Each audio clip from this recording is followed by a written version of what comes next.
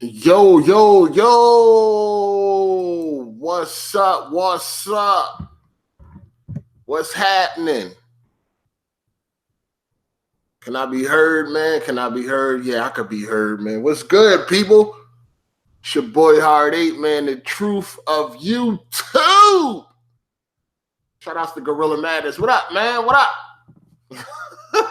Shout out Sean Wrinkly. Y'all motherfucking stupid as shit, man. One stop for gamers. What's good? What up? What up? What's happening? Welcome, man. It's a real nigga's birthday. You dig? It's a real nigga's birthday. So yeah, we here for right now, man. What up? Shout outs to Melon Bat. Shout outs to Candace. What's happening? We here.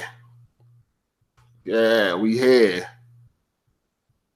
Yo, shout outs to Spider. What up? What's good, man? Happy Born Day. Yeah. Flag Day, man. One of the corniest motherfucking holidays. Or it's not a holiday or whatever you want to call it. I see that it was trending on fucking Twitter like, Flag Day, nigga? Flag Day? I feel like that is like some super white shit. You know what I'm saying? Like I ain't never seen no black people even acknowledging this motherfucking day. You know what I'm saying? So maybe I'm in an elite group or something. I don't know. But it's like, you know, you could only hear like a white person be like, Happy Flag Day. What? What is going on? Betsy Ross did not die for this. Anyway. So what's up? Hey, yo, so we gonna talk, man. Life behind the controller. You know, I'm just gonna talk about, you know what I mean, my upbringing behind these games, man. And yeah, man, it ain't always pretty. You know, kind of like a disclaimer, I don't know, because you gotta do shit like this. People be thinking that fucking 20, 25 years ago is right now. Understand that some of the shit you may hear is not from, you know, Hard8 of today. This is Hard8 of yesterday. So a person I don't recognize sometimes. You know what I'm saying? A person that I don't even recognize sometimes. So just understand that. All right? You know. When I said when I was out in them streets and criminal activities and all that, man, I was pretty much doing every goddamn thing, man. Every motherfucking thing. You feel me? So yeah, it just didn't stop at like selling drugs and shooting guns and shit like that. Anything that had to do with criminal activity, I probably was dibbling and dabbling or going hard. You feel me? So that's Hard8 of yesterday. Just know that. So the person that I'm gonna be talking about mostly is doesn't exist today. So yeah, don't get it confused. Don't get it twisted. You know what I mean? But yeah, man. What's up, man? What's happening? No, I am not 45 years old today. You dig? Yeah, fucking asshole. It's like, no. I'm not. Listen, man, listen. All I can say is this. All you can do is hope that you reach a higher age in life. Because what they say, tomorrow is not promised. You know what I'm saying? So you don't want to be, you know what I mean, in heaven or hell or wherever the fuck you might be. Like, God damn it, I didn't even get to see fucking 40. This is some bullshit. You know what I'm saying? Fuck. Just don't be that guy. Don't be that guy, man. You did. Don't be that guy. Because wherever the fuck you end up at, you might be wishing, damn it, shit crazy. I was 28. I was young. I was doing my thing. I was making fun of people that was older, and I didn't even get to see their motherfucking age. So, it is what it is, man. Anyway, I'm still ignorant. It's like, it's like, nah. But anyway, so yeah, just know that, man. So we're going to talk just about like a lot of shit I was doing gaming-wise. You know what I mean? This is a gaming channel, so it's just like some of my hardships growing up with this gaming shit, you know what I mean, based on the type of fucking parents I had. I didn't have parents that was against video games. I just had some cheap ass motherfucking parents That I don't think they wanted to see their son happy. They didn't want to see me happy. They did not want to see me fucking happy, God damn it. This shit is fucking crazy. Obviously, they didn't want to see me happy. They led me down a road of fucking destruction, violence, and fucking crime. Shit is crazy, man. Shout outs to Grand Gross. Happy birthday, 8. I was a mod on your gaming channel. You was a mod? I don't remember that. I know we on this channel, gaming, you know. I gotta go back and check the mods over there so I can mod y'all over here. Honestly, I don't remember. You know what I'm saying? But I'll check it out and I'll get it all squared away. But back to these parents I had, they didn't want to see me happy. They knew I was a motherfucking gamer. They knew my fucking blood type was video games. You know what I'm saying? That was my blood type. They knew this shit. They didn't want to see me happy, and they led me down a path of fucking destruction, crime, and violence. Shout outs to my mom and my dad, but they did it to me. It was their fucking fault. I'm supposed to be in the NBA some motherfucking weird because I was an outstanding athlete. But I had to get these motherfucking games, man. All right, so as far as I can remember, I was a gamer. You know what I'm saying? As far as we can go back, I don't remember nothing else. I don't remember anything else. All I remember is games. That's what I love to do. That's what I love to play. That's all I can remember was motherfucking video games. I didn't know nothing else. You know what I mean? I don't know when there's not a moment where it was like, yo, this is the moment I became a gamer. Nah, I don't have one of those moments. You feel me? I came up out that motherfucking womb as a gamer. That's what it is, man. Facts. I don't remember. But early on, we didn't have, so y'all know I got an older brother. And I got a younger sister. RIP to my sis. I had a younger sister. But early on, we didn't have a console. My brother had a friend. This motherfucker used to get everything. I'm talking about he had all of the motherfucking G.I. Joes and shit. Like, this motherfucker had everything. He used to get everything. He had good parents. His parents wanted to see him happy. I mean, when I'm talking about this nigga had all the G.I. Joes, I'm talking about he had all the vehicles, the bases, the men, this Voltron too, Voltron, Transformers. I'm talking about, yo, this motherfucker house was like, his basement anyway, was like a fucking toy store, yo. Like, it was crazy. Fucking crazy. Shout out to all the birthday wishes, man. I see y'all, man. Shout out to y'all. I appreciate it, man. Let me just get that out the way. Hold on. Do we got a super chat? No, that's Grand Gross. All right, cool. Listen, so of course his friend had a Nintendo, and he used to bring his Nintendo over our house. Now, if you got an older sibling, you know how it go. Little brother, get the fuck out of here. Me and the friends is trying to play or whatever. So I used to have to sit in the back and watch. I could never play. I remember he had a Nintendo, and it had a Mario sticker on top of it, yo. I remember that Nintendo like it was yesterday. Because every time he brought it over, even though I didn't get to play the motherfucker, I always remembered that Mario sticker. Damn, that was something really, really special. You know what I'm saying? So I used to just sit back there, watch, and I wanted to play so bad, but I couldn't. But it was okay. As long as I could watch, I was good. Because sometimes my brother would kick me out the room, then my mom get mad because me and my brother, we shared a room. And we talking at this time, we talking about 86, 87, I want to say. It probably was around 86. I think it was around 86. So I'm young. My brother's 7 years older than me. So, you know, he was like a teen or whatever like that. But I was a young boy. And I just had to watch. So, hey, shout outs to MJM. Happy birthday, bro. Thanks for the super chat. I appreciate you, player. Good looking. So I just had to watch. You know what I'm saying? So I think the next year, finally, we got our own Nintendo, right? I remember opening presents this Christmas, and because my mom didn't even wrap the Nintendo. I guess she was being lazy. I don't fucking know. She ain't even wrapped the Nintendo. So, I'm mad as shit. I'm opening the presents I got. I got like a bunch of Teenage Mutant Ninja Turtles and all this shit. I ain't give a fuck about none of that. Where is the Nintendo? I've been asking for this motherfucker all year. Where is it? So, you know, I unwrap all the gifts I get or whatever like that. I don't see no Nintendo. I don't really care about these turtles and shit. You know what I'm saying? Then my mom, she want to play games. Oh, I got one more present. It's right there on the door. Hanging up on the closet door, it was a Nintendo. It was in a bag. It wasn't even wrapped. I was so focused on what's in front of me, I didn't even notice that shit. Happy as fuck. Fuck all them toys. I'm about to go play these games. Well, we only had fucking Super Mario and Duck Hunt. That's it. She ain't buy no games with it. Well, I'm lucky she bought that.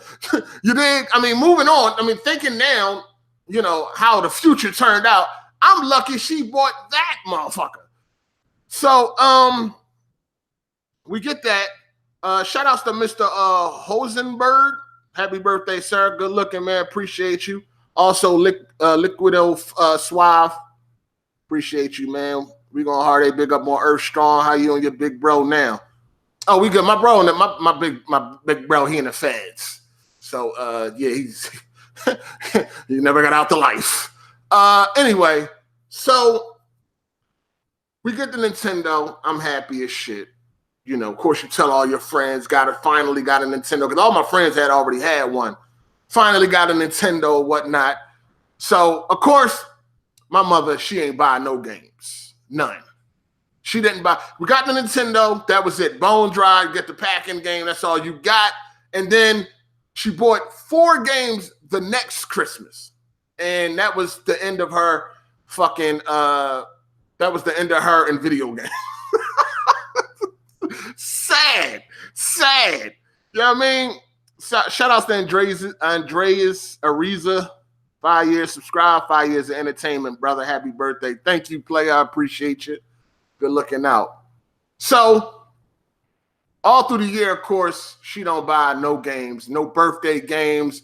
And my mom ain't one of them people, or my dad, they ain't one of them people that buy games just for the fuck of it. You know what I'm saying? Like, it ain't like, hey, mom, can I get a game today? And it's like, hey, sure, come on. Nah, if you're going to get any fucking thing, it got to be a special occasion, like a Christmas. Like I said, I had some friends, they wake up, mom, can I get this or that? And they got it. Not mine. Nah. You be lucky. Nah. This is why I blame them. So look, right? So the very next Christmas, my mom buys 4 games. I can only remember 3. I can't remember the 4th one. She bought this game called Hoops, which was this generic basketball game that was garbage. It was like some playground shit. It was trash. She bought that. She bought that only because when we was at my cousin's house, we was playing it, and my sister beat me somehow, some way. One fucking time, she beat me. So my mom was hyped. She wanted to get that game because she thought my sister could really play it. Of course, she never beat me again. But she bought Hoops, Dig Dug 2, and WrestleMania. The one that had Hulk Hogan on the front. He had like the yellow, and he's like ripping the shirt apart. She bought that. And there was another game I can't remember. After that, my mother ain't buy another console, another game, another nothing.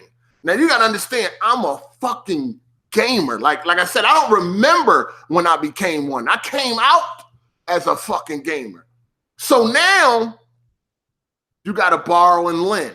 You know what I'm saying? This is how you start. Because my mom ain't buying shit. I got to borrow and lend.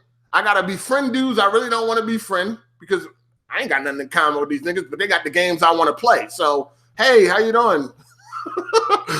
You're my pal. You know what I'm saying? I was using motherfuckers like Shatu. What could I do? My mother, my father, they ain't buying shit. They cheaper than a motherfucker. They old-fashioned cheap. You know what I'm saying? They ain't buying shit. I got to befriend motherfuckers I don't want to befriend, or I got to borrow and lend. And I ain't really had much to lend. I got Hoops, trash. You want to play that Dig Dug too? What?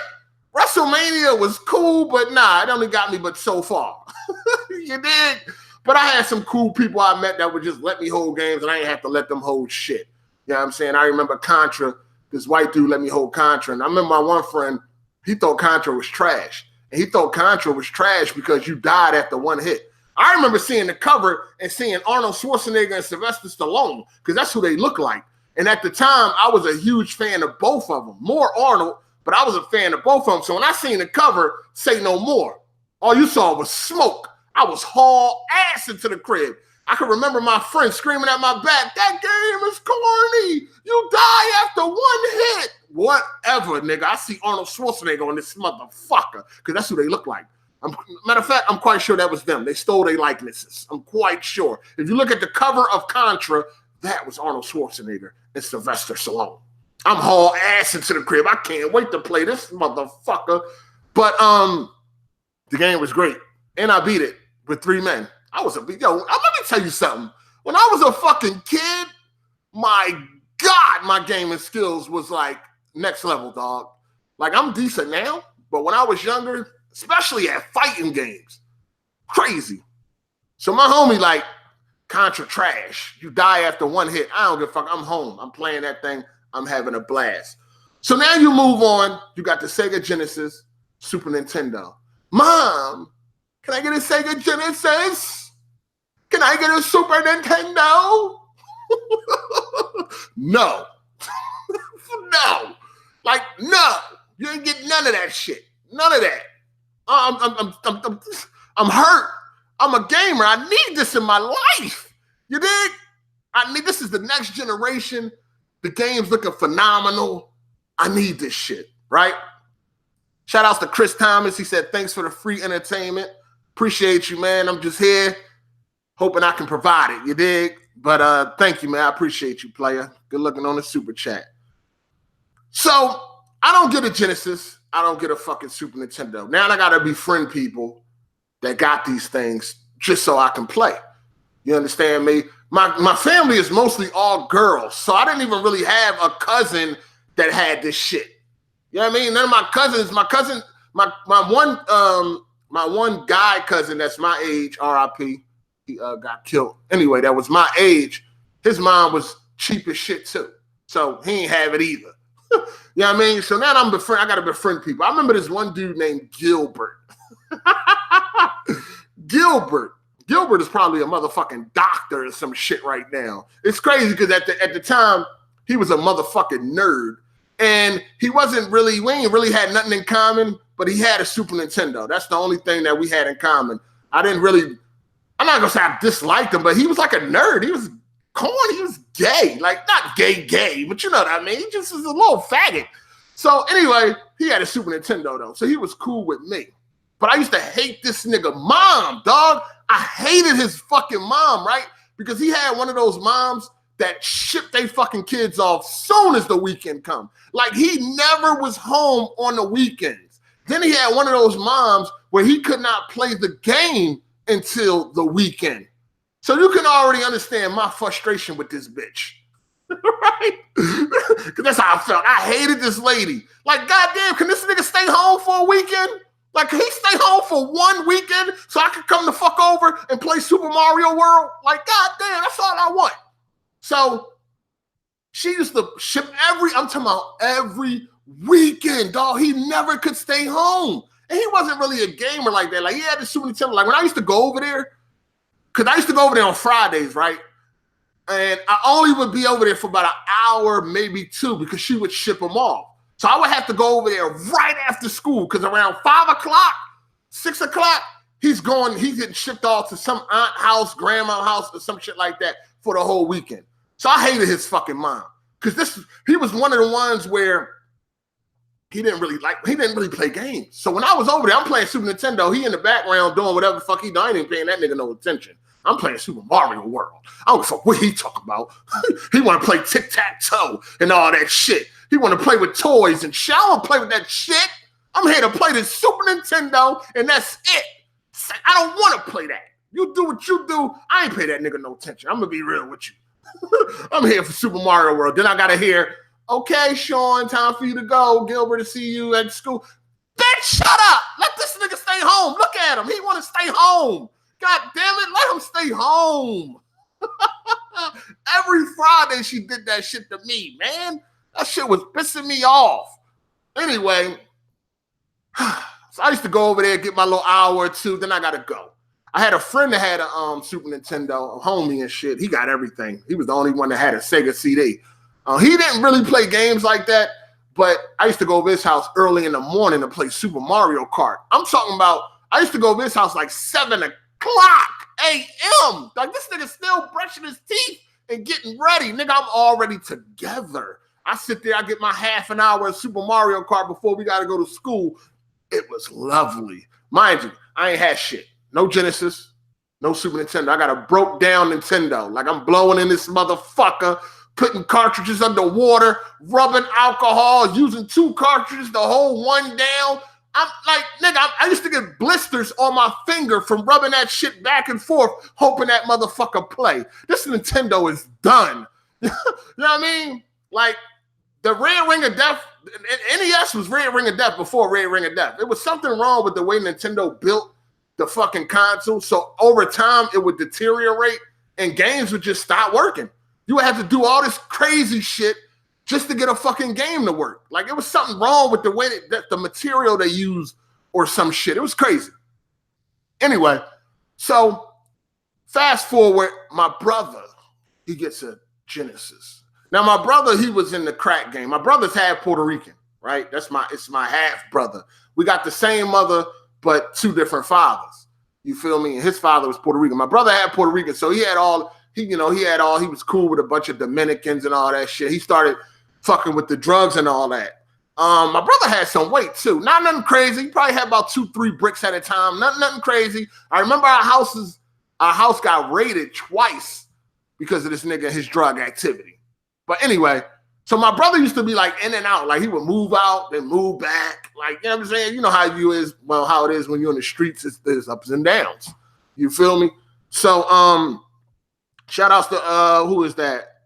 Sparking. Fuck you, Google. Whatever, man. Crazy ass name. It's not much, but happy birthday, brother. Been watching your shit for over a decade. This is my first super chat and my last. Haha, stay up. Good looking out, player. Good looking out. I am not in my 40s. Fuck is y'all niggas talking about? I am not in my motherfucking 40s. Still got 2 years before then. So don't be quick to age me, nigga. But nah. So anyway, my brother, he was doing this thing in the streets or whatever like that. This nigga had cars and shit at 15, 16. He was doing his thing. He in the feds now. Anyway,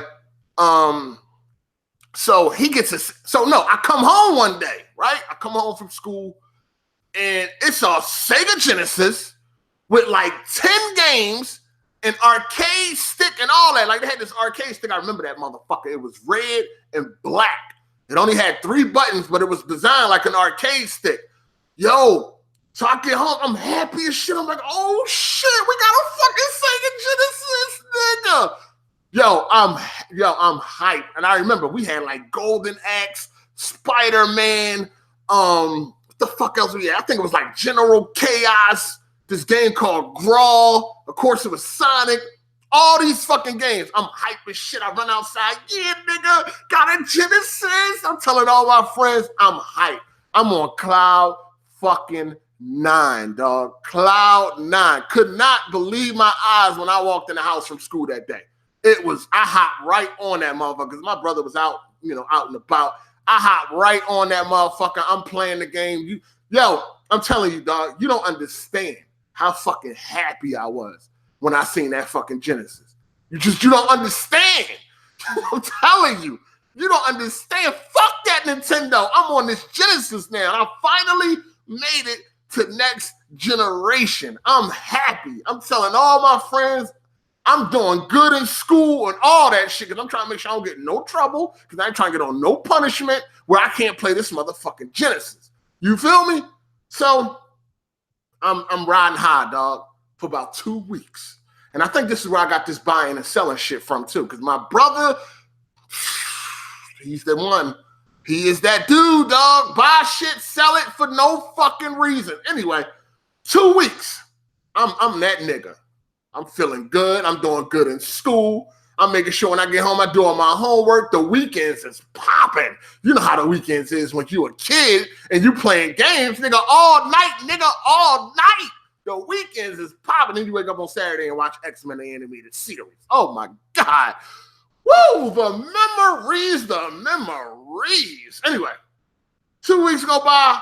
I come home one day. The motherfucker is gone. Oh my God. I think they had a motherfucking heart attack. Where is the fucking Genesis?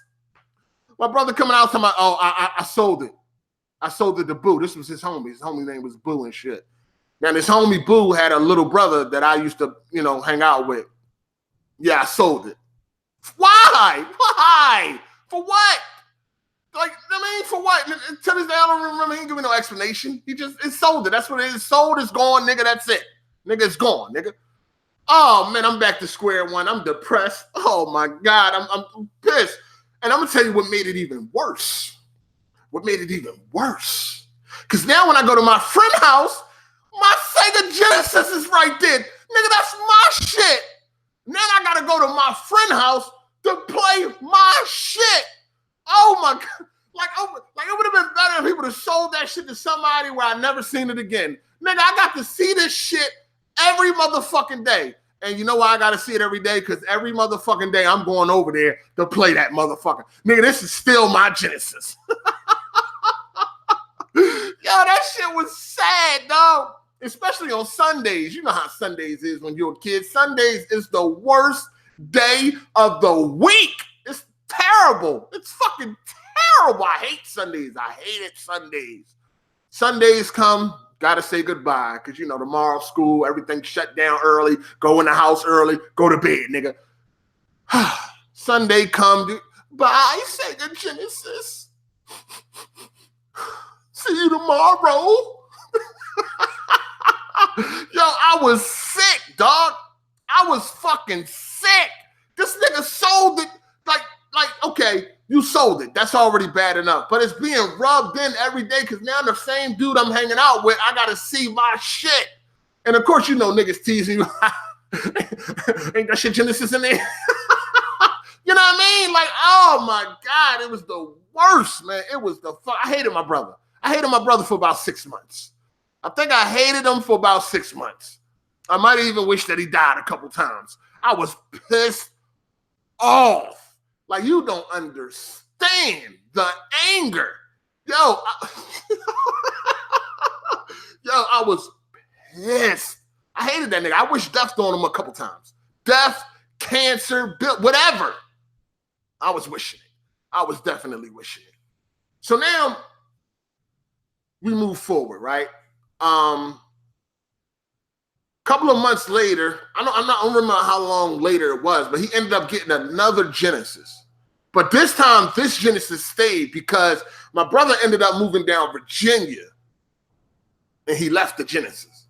So that was great. I was really happy about that. Yeah, he moved down Virginia. He left the Genesis and shit. So now I had my own Genesis. But by the time I got my own Genesis, it was damn near Sega Saturn time.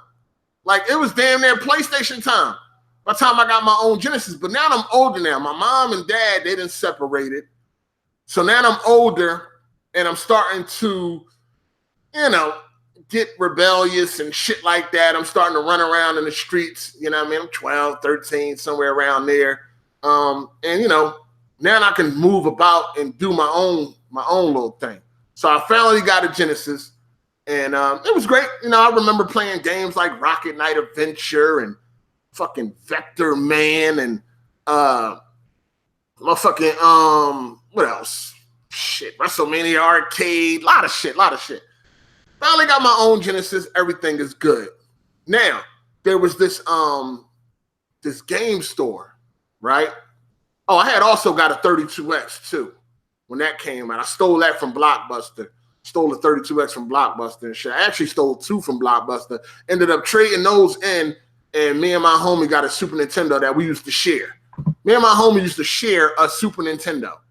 Like, he hold it one week, I hold it the next. That shit was fucking gay. Anyway, it was this game store that opened up in the neighborhood and shit, right? It was just called the Game Store. The Game Store, that's it. That was his name. That's as creative as the owner can get. It was called the Game Store. This motherfucker competing with Funko Land.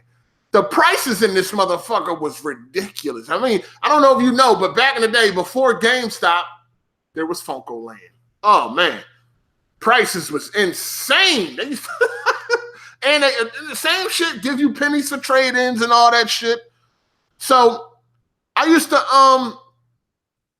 hang out at this game store. I used to hang out there all day long, and I got really cool. I became like the little brother of the game store and shit. You had Pete, you had Lou, you had Chris, you had Adam, and you had Ray. They all worked at this game store and shit, but they only worked like one at a time. Sometimes it was two or whatever. And Ray actually introduced me to Japanese animations. I had no idea what the fuck a Japanese animation was before I met Ray. No idea.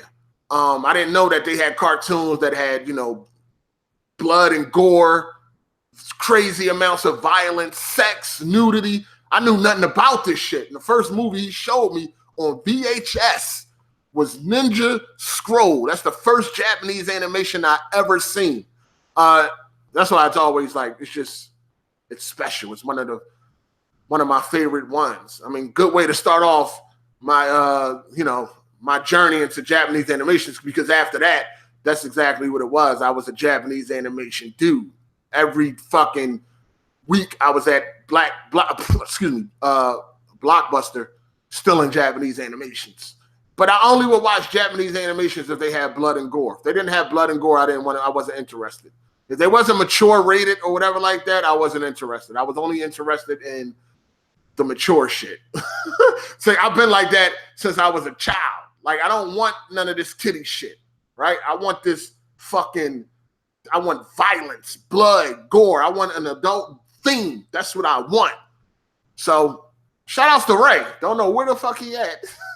But Ray introduced me to Japanese animations, man. And Ninja Scroll was the first one I ever seen.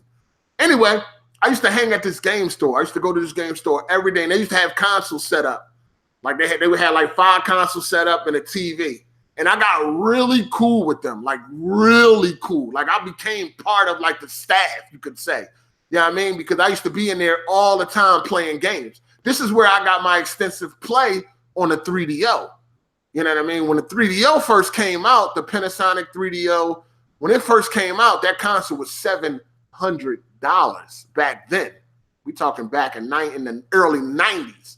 Right now, the console would have been fucking $1,200 and some change or some shit like that. But back then, it was $700. So you can imagine nobody in the hood had a 3DO. So the only place I could play 3DO was at this game store. And I used to be able to play whatever I wanted. Like, that's how cool I got with everybody that worked there.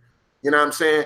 I just be like, hey, let me play Way of the Warrior, or let me play Demolition Man, or fucking Madden, or Street Fighter Turbo and all that shit. And at this time, the 3DO was crazy. Like, the graphics was far beyond the Super NES and the Genesis. Like, it was crazy. So I used to go there, and that's what I used to play 3DO at. You know what I'm saying? I used to play that motherfucker like it was mine. And this game store, they didn't get no business. I'm talking about this store was lucky if it made $60 a day. Lucky if it made $60 a day. I mean, it used to be hours and hours without a customer coming into that motherfucker. Like, nobody used to come in. That's why I used to be able to just sit there and play games all day. At the crib, I had a Genesis. That was it. But I went there, I could play Sega CD all day long. I could play 3DO. I could play the Jaguar, which I ended up getting. I still don't remember how I got a Jaguar, but I had one. I could play everything there and all the games. You know what I'm saying? And I remember when the Saturn came out, Lou was a piece of shit, because this motherfucker used to open games, play them, and then put them back and shrink wrap them and all that shit. Like, they used to have this shrink wrap machine. Like, you can open the game, play it, do what you want with it, then put the plastic back over it, use that fucking heating gun, look like a blow dryer, and reseal the plastic. The motherfucker looked like it never been opened. Like, there's some people that bought games out of there that thought they was getting a brand new game, but that motherfucker was used. Because when the Saturn came out, I remember he opened it and all the games, and we sat right there and played that motherfucker all day long. They wasn't getting no business anyway. I'm telling you, no business. None. Like, people just went to Funko Land. Like they were trying to compete with Funkoland, but Funkoland was known. It was more popular. It had the name, the game store. Who the fuck are y'all charging all this money for these games? No, we're going to Funkoland. Now, they did start getting some business. Once Pogs came out. Once Pogs came out, then they started to get a lot of business because the kids was in and out that motherfucker buying Pogs. But Pogs was like a quarter. Maybe if you got like a plastic heavy one, it was like 50 cents. There used to be a bunch of kids in and out all the time buying Pogs. But other than that, they got no fucking business. So it got to the point where, shout outs to Stash 215 Champ. Funkoland cartridges used to be expensive as fuck. Facts. Shout outs to you, player. So it got to a point where the owner just had to fire everybody. And the only one that was left standing was Adam. You know what I'm saying? And me and Adam, we were real cool, especially after he almost got robbed and I saved him from getting robbed. We really became cool. So I used to hang out in there. They had an arcade machine in there. It was Dark Stalkers. I used to play that shit a lot, beat it over and over. And I used to hang out, play games or whatever. So one day I'm in there and I'm chilling and, you know, just walking around, whatever. And these two black dudes come in there and shit, right? So when I'm playing the game, they come up to me and shit. They like, yo, what's up? They just start talking to me. They like, yo, we about to rob this joint or whatever like that. Show me the gun and everything. I'm like, damn, man. I'm like, nah, don't do it, man. You know what I mean? Adam, he a good dude. I'm like, plus, I was like, yo, they ain't got no money, dog. I'm like, yo, don't nobody come in this motherfucker. Like, they ain't got no money. You about to rob this shit and get nothing. So, you know, they took heed to what I said, and they ain't robbed the joint. They just left. So when they left, I had told Adam, like, yo, they about to rob you and shit. He was like, for real? Thank you, man, whatever. I remember, too, he gave me a ride to the movies that night because I used to go to the movies a lot. Back then, like way back then, I used to go to the movies a lot by myself because a lot of my homies, they wasn't into all that shit. I had one homie that was like me. The rest of my homies, they was on some hardcore gangster shit. Ain't no fucking movies, no games and none of that shit, nigga. You know what I'm saying? But I had went to the movies that night. I remember Adam, he gave me a ride. He paid for it and everything because I saved his ass from getting robbed, but it wasn't nothing to rob. Like, they ain't got shit. Like, this place don't get no business. None. So, at the time, I still had a Genesis. So, I started to rob the place. Not stick them up, here, gun in your face, give me everything you got. I started to rob behind Adam's back. Yeah, I double-crossed the shit out of Adam, man. Yeah, I mean, good guy. But I needed them games. And my mom wasn't buying them. And I used to be able to go behind the counter and shit like that. So I started stealing. Yeah, I started stealing. I had everything. I had nothing but 6-button controllers for my Genesis. And all the new games that would come out, I had them. Yep, I had them. So what Adam used to do is, this is how much Adam trusted me. What Adam used to do is he used to talk to his girlfriend on the phone, but he used to turn around and have his head like down in the corner. Like, you ever been in school or whatever and your teacher made you stand in the corner? Like, go stand in the corner. You know how you stand in the corner? Okay. Adam used to be like that, but he would have his head leaning like down, like he looking at the floor, like with the phone up to his ear. No cell phones, you know, a phone. And he would talk to his girl and shit. I guess, you know, he didn't want me to hear what was going on or whatever. But his back is turned. He's completely oblivious to what's going on behind him. All he knows is I'm behind him, but he trusts me enough where I ain't doing shit. You know what I mean? But all along, I'm stealing like a motherfucker. I'm stealing like a motherfucker. You know what I'm saying? Like, every time they got like a new game, then they had to have more than one copy. Because if they only had one copy, I wouldn't steal it. Because if I snatch it off the shelf, it'll be an empty space. Nigga know it's gone. So if it was a game that had multiple copies and I wanted it, I would steal it. Adam not looking at me. I'm right. I used to just be able to reach up on the shelf, grab the game, put it in my pocket. I was chill for like 5 minutes, and then I'd be like, all right, Adam, see you tomorrow, and I'm gone. Brand new game. And that's what I used to do. That's how I used to get all my games at that time. I had what I stole from Adam. Shit, let me see. Madden 95, Live 95, Vector Man, WrestleMania Arcade, Revolution X, Separation Anxiety, Toy Story, Earthworm Jim. I believe it was Earthworm Jim 2. Shit, what else I stole? Man, I stole everything. I stole multi-taps. I stole 6-button controllers. Oh, my Genesis was the shit, nigga. All thanks to Adam in the game store. I used to steal all the Mortal Kombat 3. Damn, it's a bunch more games, man. He never knew they were stolen except one time, Toy Story. When I stole, and they had a bunch of copies of Toy Story too, man. They had like 7 copies. But they found out that one was missing. And Toy Story was the shit on Genesis too. Don't sleep. That game was fire. Anyway, it was actually better than the Super Nintendo version. But anyway, I digress. So I stole Toy Story, and I come back the next day, and he was like, I gotta talk to you for a minute. He's like, I know you didn't do it, but there's a Toy Story missing. So you can't come behind the counter no more, whatever like that. So I was like, all right, cool, no problem, all right. He's like, I know you ain't do it, but just to be, I got to do what the boss tells me. So I'm like, all right, cool. But just like clockwork, Adam went right back to every night. Adam goes right back to that corner and talked to his girlfriend on the phone. And yes, I was still stealing.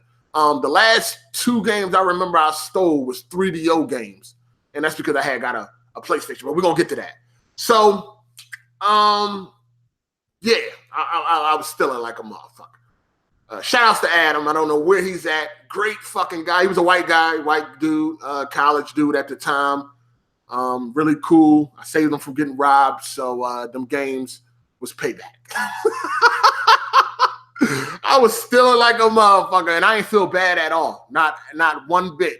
Because I was a gamer. I was like games was like an addiction to me. You know what I'm saying? You know how you got uncles or mothers or whatever that's addicted to crack, and then they steal everything in the house, or they sell everything in the house. They stealing VCRs and all that. That's how it was when it came to games for me. Like I didn't care. I didn't have no fucking feelings towards Adam and nothing like that. I'm getting my fix. I got all of these games in my face that I can't get because my mom ain't buying them, my dad ain't buying them, and I got this access to these games that I could just put in my pocket while this motherfucker boo loving on the phone. Fuck it. Adam was a good dude, and I would have rolled for Adam. But yeah, I needed them games. You know what I'm saying? I needed them games. So moving forward, the release of the PS1. Ooh, dang, that just gave me chill bumps a little bit, dog. Man, that was huge, man. So leading up to the PS1, didn't really know how it was going to go, especially when we found out that PlayStation was coming out with a console. It was like, Sony? The fuck they know about video games? Like, what the fuck is Sony going, huh? Sony making a video game console? What the fuck do Sony know about video games? Like, this is the conversation me and my homie used to have. Like I said, I had that one homie who I could be a nerd with, I guess you could say. The rest of my homies, they on some hardcore gangster shit. Nah, I ain't trying to hear about that. They play games, but like sports games and shit. But the one homie I had, my homie Ogre Weeze, you know what I mean? Some of y'all done game with us on PlayStation or whatever. That was the one homie that I could talk we had everything in common, right? I put him on the Japanese animations. Once I got introduced to him, I introduced him. Of course, he was open-minded about it. I couldn't tell my other homies about that shit. They ain't trying to hear that. But that was the one homie where we can travel as far as we needed to travel to play a certain game. We would hang out in game stores. We would hang out at arcades and shit like that. And we talk games and just everything nerd at that time. You know what I'm saying? That was my dog. Still my dog till this day. You know what I'm saying? Till this motherfucking day. We got 30 years in this shit. You feel me? So,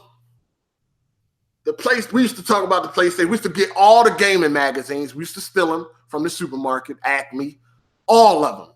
Every gaming magazine used to come out, I used to have. Every last one of them.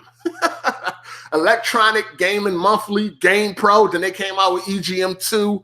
All the gaming magazines. I had all of those magazines up until like 1999. When I got locked up and went to juvenile in 97, and I came home in 99, I still had them. My mom had saved them for me. But then once I got locked up, I went to prison. I don't know what happened to them because I was going a whole lot longer. my juvenile bid was only 15 months. I went to Glen Mills, all that fly shit. I was at St. Gabe's and Vision Quest, and I was doing all that juvenile shit when I was younger anyway. So up until 99, I had all those magazines. I'm talking about I had EGM magazines from fucking 1990, from 91. I wish I still had them shits too, man. Anyway, so PlayStation comes out. So my homie, he used to get a check. He used to get an SSI check. Wasn't nothing wrong with him, but his mom, she was scamming.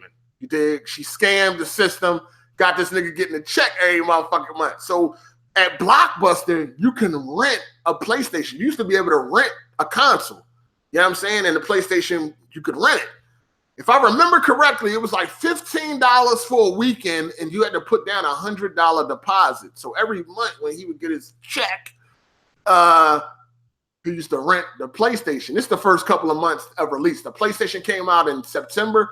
So like for the rest of that year, throughout the rest of the year, he used to rent the PlayStation and shit. It's 9/5, right? So we used to rent the joint on weekends, the first of the month. And, we sit there, the first weekend of the month, we sit there and we play Twisted Metal, Toshinden, Ridge Racer, all that fly shit. Like, it was amazing. Of course, I ain't have a PlayStation. My mom wasn't buying one. I wasn't really in the streets like that making money. You know what I'm saying? And he was only able to get it because he had that SSI check. So his mom can put down $100 deposit and all that fly shit. So every first weekend of the month, he would get the PlayStation. So, I'm over there. Wonderful. One thing though, his mom never let me spend the night. God damn it. She never let me spend the night, dog. And he Puerto Rican too. So I don't know. Maybe his mind like black people. Say no. She was bipolar though. Like 1 week she loved me, the next week she hated me. I didn't know what the fuck was wrong with his mom, yo. But she used to never let me spend the night. I could come over, play the PlayStation, but at that certain time, you gotta go. And of course, nigga, I'm trying to spend the night. He want me to spend the night. I want to spend the night. Shit, can we live? She ain't never let me spend the fucking night. God damn, shit was crazy. So, boom, PlayStation is out. It's a fucking massive hit. You know what I mean? Graphics is crazy. The games is crazy. Like Toshinden, Ridge Racer. It's Twisted Metal. It's amazing. I mean, like this shit it's great. So one day I hooky school, and we had a Blockbuster right across the street from the projects. Right across the street. So I used to go over there a lot because they had a kiosk set up. They had a Virtual Boy kiosk set up. They had a Sega Saturn kiosk set up. They had a PlayStation. I remember they used to have demos like Warhawk for the PlayStation. Then on the Saturn, they had Bug, and they had Wario Land or some shit in the Virtual Boy. Now, at this point in time, at this time early in my life or younger life in games, I didn't have no preferences, right? Like you do today. That shit didn't exist with me back in the day. Nigga, I played whatever the fuck I could play. I ain't give a fuck what it was. I even had one homie who was less fortunate that still had an Atari. He had like a 7800. Nigga, the fucking PlayStation was about to drop. He had a 7800. I used to go over his house and play that shit with him. And we wasn't like homies, but we knew each other. And he had an Atari. And it's a game. So I didn't give a fuck what it was. I want to play. This is during them early years where, nigga, I'm playing. Whatever is a game, I'm playing. I don't give a fuck if it's Atari, Genesis, Super Nintendo, Sega, TurboGrafx 16. I didn't care what it was. If it's a game, I want to play it. You know what I'm saying? Wasn't no preference. I ain't have no favorites or none of that shit. Just I want to play. You know what I mean? I guess by my actions, you can say I had a favorite when it came to like the PS1 and the 64 and the Saturn, but we're going to get into all that. So, I cut school one day. I'm hooking, right? We had a Blockbuster right across the street from the projects. So, and we used to always hang out in this Blockbuster. I know I did because they had a kiosk. They had games in there. Go in there, play games, and I ain't renting shit. I go in there and play these games, they demos, whatever. I'm here. So, you know, we used to be in a Blockbuster. We used to play around and shit. So I don't know if you know how Blockbuster used to be designed, right? But at all Blockbusters that I ever been to, they all had a vestibule, right? So anytime you go to Blockbuster, you walk through one door, you're in the vestibule, then you walk through another door and you're in the store, right? They had an entrance and they had the exit. It was built the same. On the exit, you walk out one door, you're in the vestibule, you walk out another door, you outside. And you know, the entrance doors and the exit doors, they didn't have no handles or anything on the opposite side of the door because that's not the way you're supposed to use it. So the way, if you come into the store, the way you come into the store, you can't go out the store that way because there's no handle to pull the door open. But we still used to know how to open the door even though there was no handle. Basically, all you had to do was like put your fingers, like, you know, you had the window pane and then you got the cork to hold the windows in place. All you had to do was like put your fingers or your nails up in there and then pull the door open and you was good to go. And that's something that we, you know, learned just playing, running around, going in and out of the store, you know, bullshit. You know how you do when when you're a fucking kid. And I'm explaining that because there's a point to this. So even though you could not go out of the entrance door because it didn't have no handle, we still knew how to open the door to go out the entrance door. So I'm explaining this for a reason. Bam. So I'm cutting school. Now I'm walking past the Blockbuster and I see an employee walk out the Blockbuster. I see him coming from the direction of the door. Excuse me. I see him coming from that direction. So I'm like, are they open or whatever like that? I'm like, they not open. It's too early. It was only like 8:30 or some shit like that. Like, I'm like, hold on, they're not open yet. Like, it's too fucking early. So he was walking towards up the block towards like a McDonald's. There was a bunch of stores up there. I don't know where the fuck he was going, but he was walking up that way. So I'm like, it's kind of early. I didn't know they opened up this early. You know what I mean? But I'm like, shit, fuck it. I'm about to go in there and play some games, burn some time. I'm cutting school. I can't go home. I ain't trying to go to school. Fuck it. I'm about to go in there and play some games because they open. I didn't know they was open, but hey, they open now. So I walk into the store, walk through the first door, walk through the second door. Now I'm in the store. Now, once I walk into the store, I don't see nobody. It's empty. And all you can hear is this loud dude talking on the phone in the back room. And this was a pretty big Blockbuster too. This was a big Blockbuster. And I can hear somebody in the back room, which is at the back of the store. I'm at the front of the store where the cash registers is. There's somebody at the back of the store in the room, you know, in the office or whatever, talking loud as shit on the phone. Blah, blah, blah, blah, blah, blah. Whatever. So when I walk in, I'm standing there. I don't say nothing. I don't move. I'm just listening. Nobody comes out. I'm standing there for about 2 minutes. Nobody comes out. He's talking away. First thing I do, I look to my left. I see them PlayStations up on the rack. Because remember I said you can rent them. And when you rent a PlayStation, it used to be in this hard plastic, like, not suitcase, but like a hard plastic case, like a carrying case. You know what I mean? Now, they had these metal bars that's supposed to hold the case together so you can't open it while it's on the rack. But we knew how to do that too. All you had to do was just lean down on the case and pry it open. It'll come right open. So I walk in the store. I'm standing there, dude running his mouth in the back, loud as shit. Nobody's in the store. It's just me because the store is actually not open yet, which I didn't know. But the 2 doors to go in are unlocked. So I'm in the store. I'm just standing there. He in the back running his mouth. I look to my left. I see all those PlayStations and Saturns sitting up on that rack. I said, oh shit, I spring right into action. I run over to the joint. I open the case, right? The case opens up. I let it down real softly. PlayStation in front of my eyes. My eyes is like big as shit. I'm like, oh my God. I grab everything in the case, right? Mind you, dude's still in the back running his mouth. I grab everything in the case but the power cord, which I didn't know at the time. But anyway, so I grab it. Boom. Grab everything in the case. Now I'm heading towards the door. I go out the exit door. I go out the first door. Now I'm in the vestibule. I got one more door to get through and I'm home free. I go to open that door and it's locked. Locked. So what happened was when that employee walked out, when he left to go to the store or wherever the fuck he went, the guy that's in there on the phone, he locked the door behind him. You know what I mean? For whatever reason. Because all the other doors was unlocked.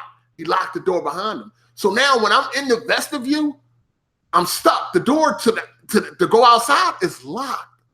So I'm like, oh shit. Now, had I not known how to open the fucking door from the other side, because now when you're in the vestibule, the door to go back into the store, you can't open that normal because there's no handle or nothing. You're not supposed to be able to open that to go back in that way.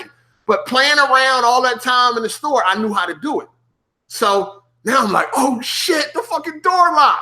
So I got everything in my arms. I got to sit everything on the floor, put my hands up against the glass and stick my nails up in the cork, you know, that rubbery shit or whatever, and then pull the door open.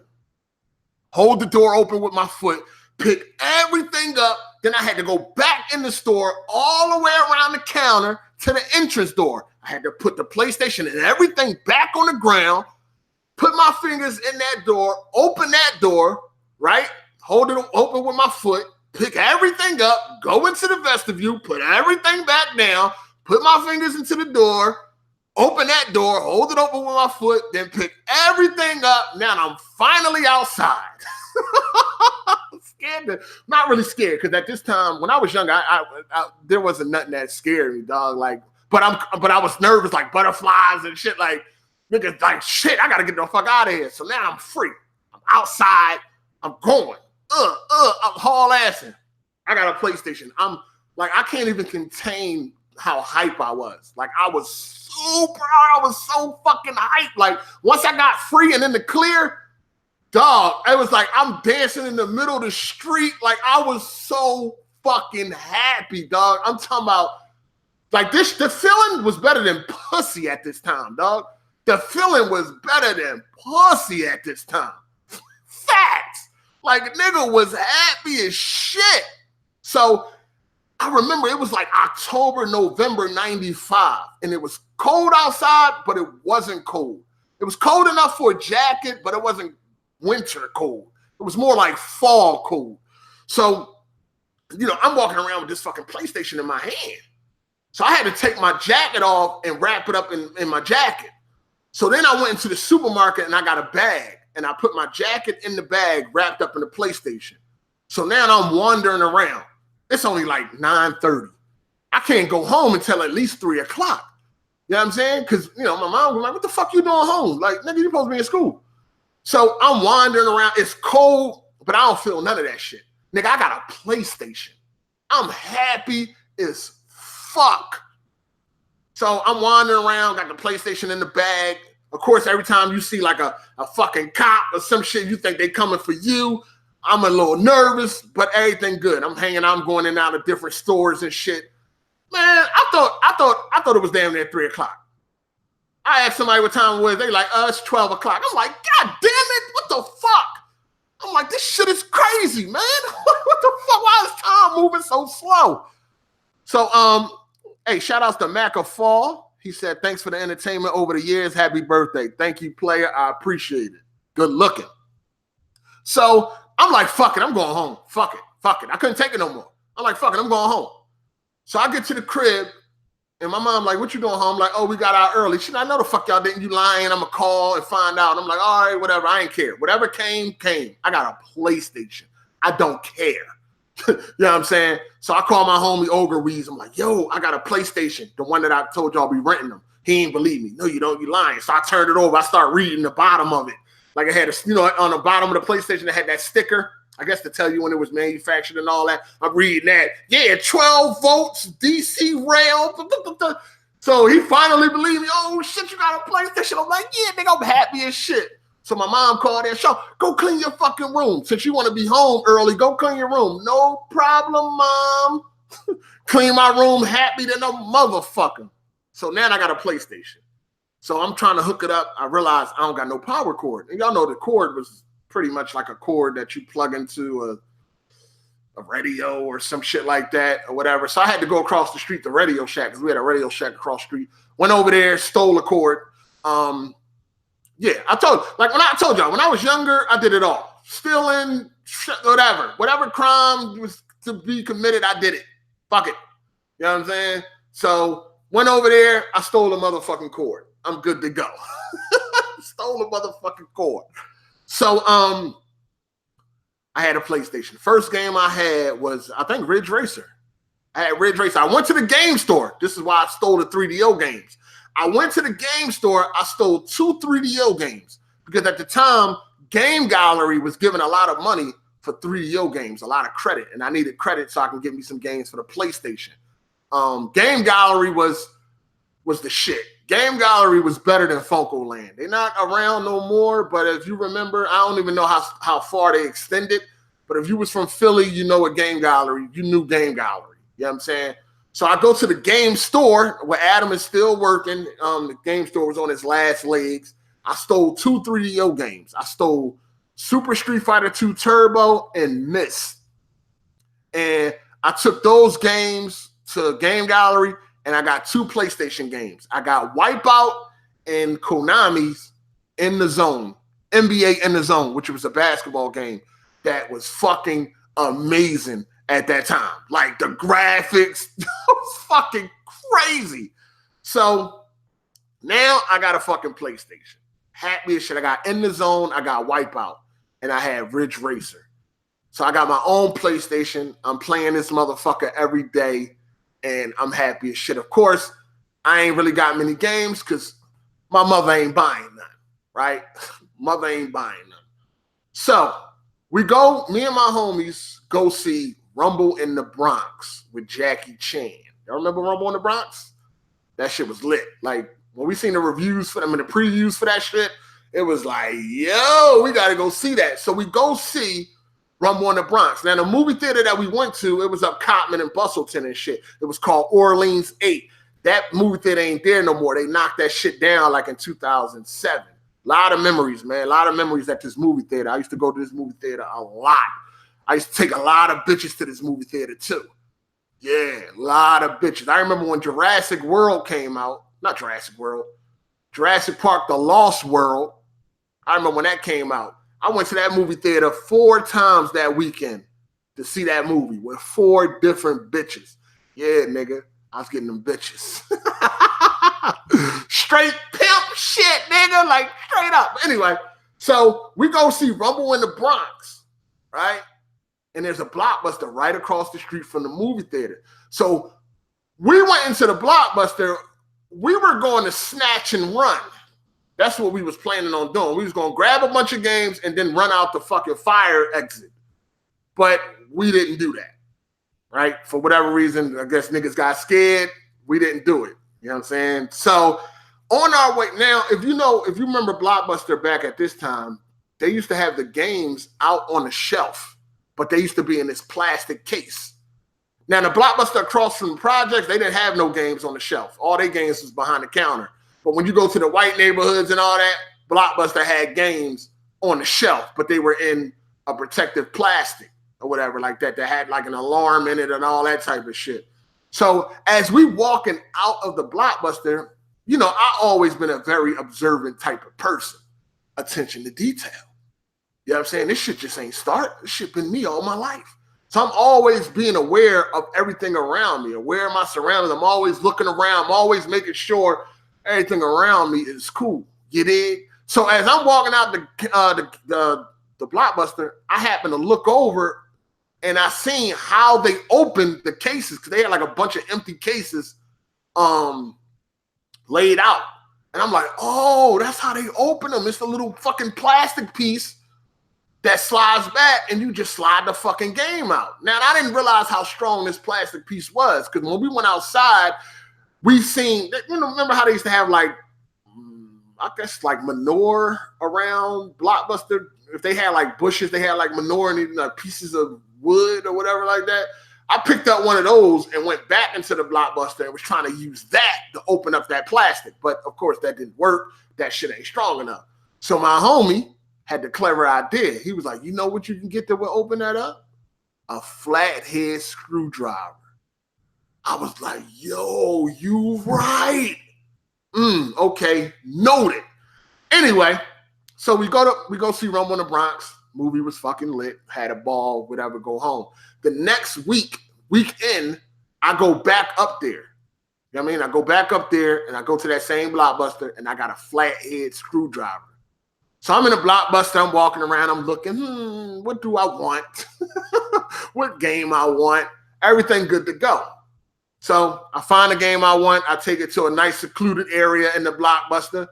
I put the flathead screwdriver between the plastic piece and the hard piece that holds it together. And this plastic was pretty strong. It took a little muscle. And then the joint popped off. Pop! But the little plastic piece, that shit flew up and hit the fucking ceiling. Like, pop! And flew all over the place. I'm like, oh shit, I hope ain't nobody hear that shit. You know what I mean? And this was a pretty big Blockbuster, so they didn't hear it. But I was like, all right, okay, noted. Now I know how this shit pops off. From now on, I'm going to hold my hand over that part and then snap it so that shit won't fly all over the place. But in doing that, it hurts. Like the way when you hold your hand over it and that shit popped because it was real strong plastic, that shit hurts. Like it stings a little bit. You know what I mean? It's not painless. That shit is pretty painful. So I'm like, oh shit. Okay, cool. So I got my first game. That was the first game I ever stole from Blockbuster. That was the first of about 1,000 games I stole from Blockbuster. I used to take Blockbuster down. Like I used to steal every game I wanted, whatever I wanted. Consoles and games. You know what I mean? Consoles and games. So now, every time we would go to the movies or something like that, I would go up, and I would just go by myself. I had this one homie, he used to buy a trans pass every week for SEPTA, and every Sunday, he would give me his trans pass. So every Sunday, I used to go to 5 different Blockbusters. Excuse me. I go to him like, yo, let me get the trans pass, he give me the trans pass. So now I'm just traveling around Philadelphia, hitting up these Blockbusters. I had an order that I would go in to these Blockbusters every fucking Sunday. Sometimes I wouldn't get nothing. Sometimes I would. You know what I mean? I would get something. No. I got something every time, but it depended on what Blockbuster. Some Blockbusters I wouldn't get nothing. Some Blockbusters I would. You know what I mean? So I would go to all of these Blockbusters. It was 5 of them.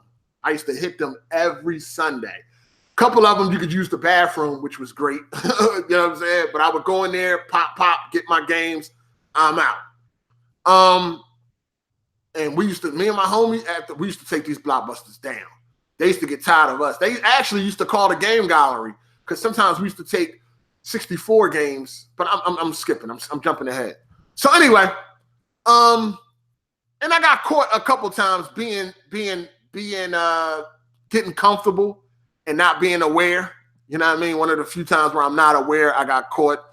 The first time I got caught, I was trying to steal Street Fighter Alpha 2 for the PlayStation. Now, I had just had Street Fighter Alpha 2. I already had it, but I had ended up trading it to Game Gallery. So when I went to the Blockbuster, they didn't have shit. And I was like, man, I ain't leaving here empty-handed. I'm getting something. I'm not leaving here without nothing.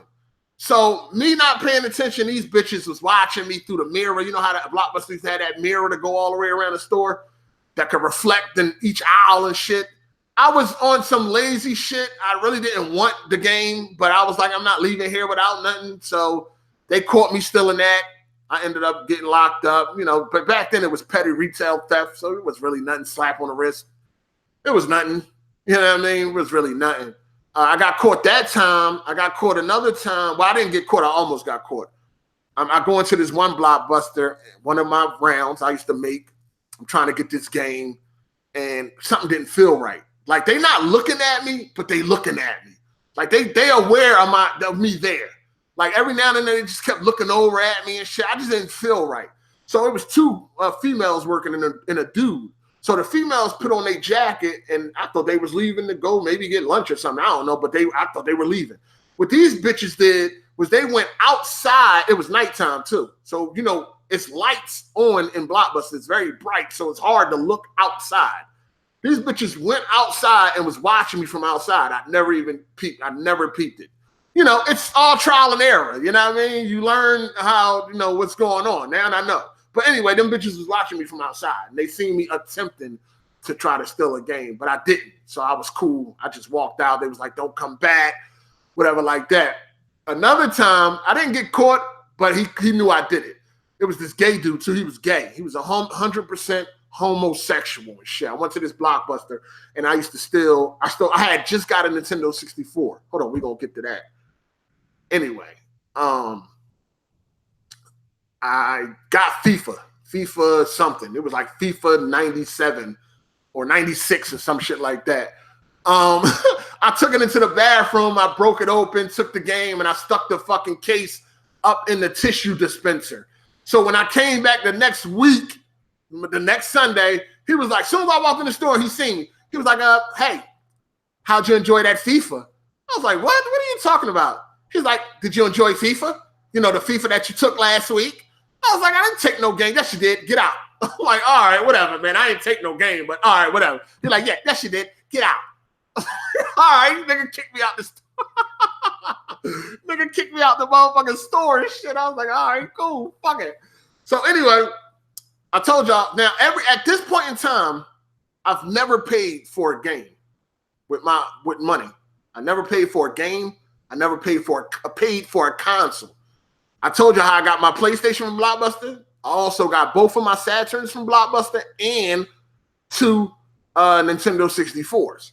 Now, the first Saturn I stole from Blockbuster, it was different. It wasn't like with the PlayStation where I was in the store, it was empty. No, this was an open store, people walking around.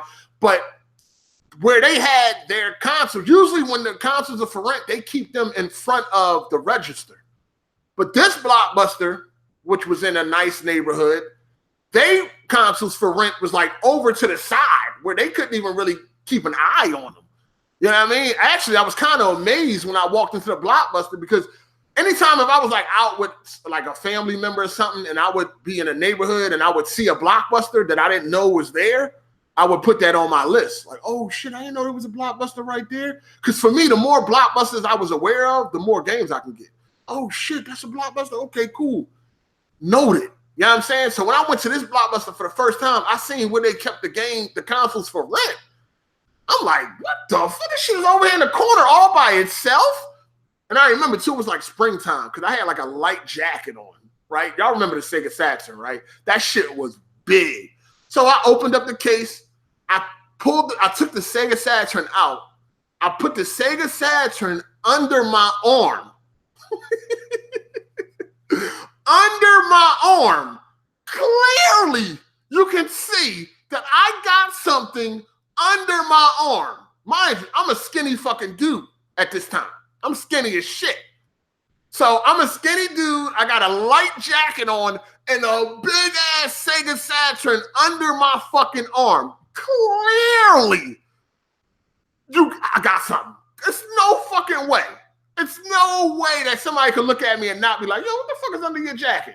Like, clearly, I got something under my fucking jacket.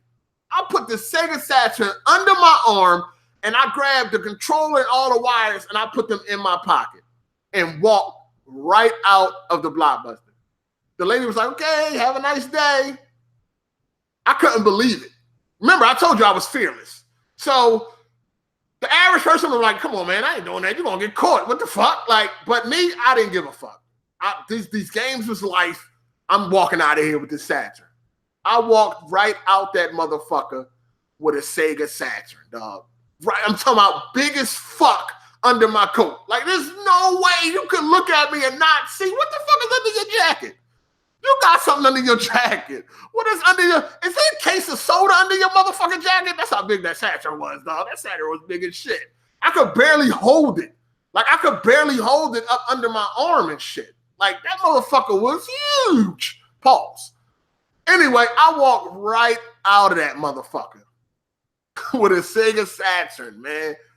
So, yeah, I needed that because Sega Saturn had the better arcade ports. Games like X-Men, Children of Atom, or no, games like Marvel Superheroes ran better on the Saturn than the PlayStation. The PlayStation was missing animations and all that, and I think stages too. The Saturn was like a perfect translation, so I needed that. I had games like Fighters, Mega Mix, Fighting Vipers, Die Hard Arcade. That was my shit. Of course, I had Virtua Fighter 2 and shit like that. Virtua Fighter Remix. Anyway, that was the first time I stole a Saturn, right? Walked right out that motherfucker. Crazy. Nobody said nothing. The second time I stole a Saturn, was crazy. So remember Hollywood Video? Oh yeah, I stole consoles out of there too because they had like the same exact setup as Blockbuster. The same cases with the same supposedly security option and all that shit. So I go to motherfucking Hollywood Video, right? It's the second Saturn I stole. Mind you, I only had 2 Saturns ever at that time and 2 64s, but I had like 12 PlayStations. We're going to get to that. Yeah, ain't nothing changed. You know what I'm saying? Shit, the same shit I was doing back then, I do now. Ain't nothing changed. I ain't no new nigga, dog. I'm the same nigga for the most part, as far as like those types of habits. Anyway, the second Saturn I get, I'm at Hollywood Video. Pretty much the same shit, but this time I had like a First Down jacket on. I had a First Down on. Y'all remember First Downs? They was real popular in Philly. They was kind of like a ripoff of the North Face. If you're from New York, you know about the North Face or whatever. That's kind of what a First Down was. Big puffy winter jackets. And the one I had like zip ties at the bottom where I can make the bottom of the jacket real tight. So I could throw shit in my jacket and it won't fall out. So I could put a Saturn in my jacket and you won't even know it's there. And that's what I did. Saturn in my jacket, all that shit. Boom. I only was able to get the console for some reason. I don't know what the fuck happened. What happened? Why that was. I get the Saturn and I leave. I go to a store. I get a bag, a paper bag, into a plastic bag. I put it in the bag. And now I need to start getting the wires for it. So I knew where to get the plugs from. I mean, the power cord. I go to Radio Shack, right? Shit crazy. I go to Radio Shack to get a power cord. I mean, now I done took shit out of Radio Shack before, so it really wasn't a big deal. Some reason I get fucking caught stealing this power cord out of Radio Shack. I get caught. Boom, I'm caught. They catch me. I got the Sega Saturn in the bag. It got the fucking Void. You remember how I had them stickers that if you peeled it off, it would say Void, Void? They used to have them stickers all around it because you rented it or whatever them stickers was for. I had those peeled off, Void. Clearly, I stole the motherfucker. But anyway, I get caught. So I'm sitting in Radio Shack for about 6-7 hours because the cops just never showed up. You know what I mean? Radio Shack was about to close. They was about to let me go. They like, yo, if the cops don't come in 5 minutes, we got to let them go because we got to go home. We closed. Man, I'm happy as shit. I'm like, all right, cool. Whew. Dodged the bullet. Man, it had to be about 2 fucking minutes and the goddamn paddy wagon pulled up. I said, motherfucker, goddamn, I'm about to be home free. And the fucking cop showed the fuck up. I'm like, oh my God. God damn it. So they locked my ass up, right? And my mom is the type that if you get locked up, she's not coming to get you. She came and got me, she come and got me one time in life. I'm not sure. My mom don't come. You get locked up, she's not coming to get you. You're just whatever. She'll show up to court the next day because when you're juvenile, you got court the very next day. But she ain't coming to get you. She'll leave your ass in there. I guess it was her way of trying to teach you a lesson. To me, it was fucked up. Fuck out of here. I'm family, nigga. Come get me. You know what I mean? Don't leave a family member in jail. Don't give a fuck what they did. You go get them. But not my mom. Yep, you stay your ass in there. So they lock me up. They take the Saturn. They got the Saturn. That goes into, my property or whatever. They lock me up. I'm in the 2nd district or whatever. My mom never comes to get me. So if nobody comes and pick you up, they send you to the youth study center the next morning because you got caught. You got to go to court. So, of course, my mom ain't get me. I sit in the motherfucking sweat box all night long. In the morning, they pick me up. The cops, they come get me. They take me down to the youth study center. I got caught. This one, though, my mom didn't show up. And mind you, this is a petty theft. Like, this is petty retail theft. This is petty shit. You know what I mean? The power cord is probably less than $10. So when I go to court, the judge let me go. What was crazy is that they let me go without a parent, which they never did. Never did this shit before. This is the first time ever they let me go without an adult having to come and pick me up. I couldn't fucking believe it. I'm like, what the fuck? So they let me go. I'm like, wow, that's crazy. Now I'm in the youth study center clothes. I mean, I'm not in my street clothes. Now you got to go and get your street clothes. And guess who was there waiting for me in that bag? that Sega Saturn. Oh, sign myself out. I leave, right? I get home, I drop the Saturn off, but I still don't have no cords or no games. I got to go back out. I got to go get what I need. So now I go right back up to the mall, Cotman and Bustleton, Roosevelt Mall. It's a Radio Shack up there. That's the one I got caught in. I go right back up to that mall. But of course, I don't go to Radio Shack. Now I got to get me some games. And something I used to do all the time is anytime I would steal games from Blockbuster, I would throw the screwdriver away as if it was like some evidence or it could link me to a fucking crime or something. So every time I would go up there, I would go in Sears and steal a screwdriver. Every time. And as you have it, well, luck's going to run out, right? Luck is going to run the fuck out. So I go to, and this is clockwork. I go to the fucking the Sears. I'm standing there. I pick up the screwdriver. I slide it up my sleeve, and I leave. And the Sears was connected to another store at the bottom called Four More or some shit like that. So you used to be able to like exit Sears and go right down the steps into that other store. And I used to take that same path every time. I exit Sears and go down these long-ass escalators. I'm talking about this long-ass escalator that would take you down into the other store. So like normal, you know, and mind you, after a while, when you're doing shit over and over, you get complacent. You know what I mean? You get careless and shit like that. Like you done did it so many times. You're like, man, I know how to do this shit. This shit is easy. It's a cakewalk. Same shit. I go into Sears, grab the screwdriver, put it out my sleeve. I go down the steps from the second, because the tools was on the second floor. I go to the first floor. Once you come down those steps, you make a sharp left, and there was some doors and an escalator that went down to the store called Four More. So when I go through the doors and I go down the escalator, as I'm getting to the bottom of the escalator, I happen to look back at the top of the escalator, and I see this white dude haul assing, like he moving fast as shit.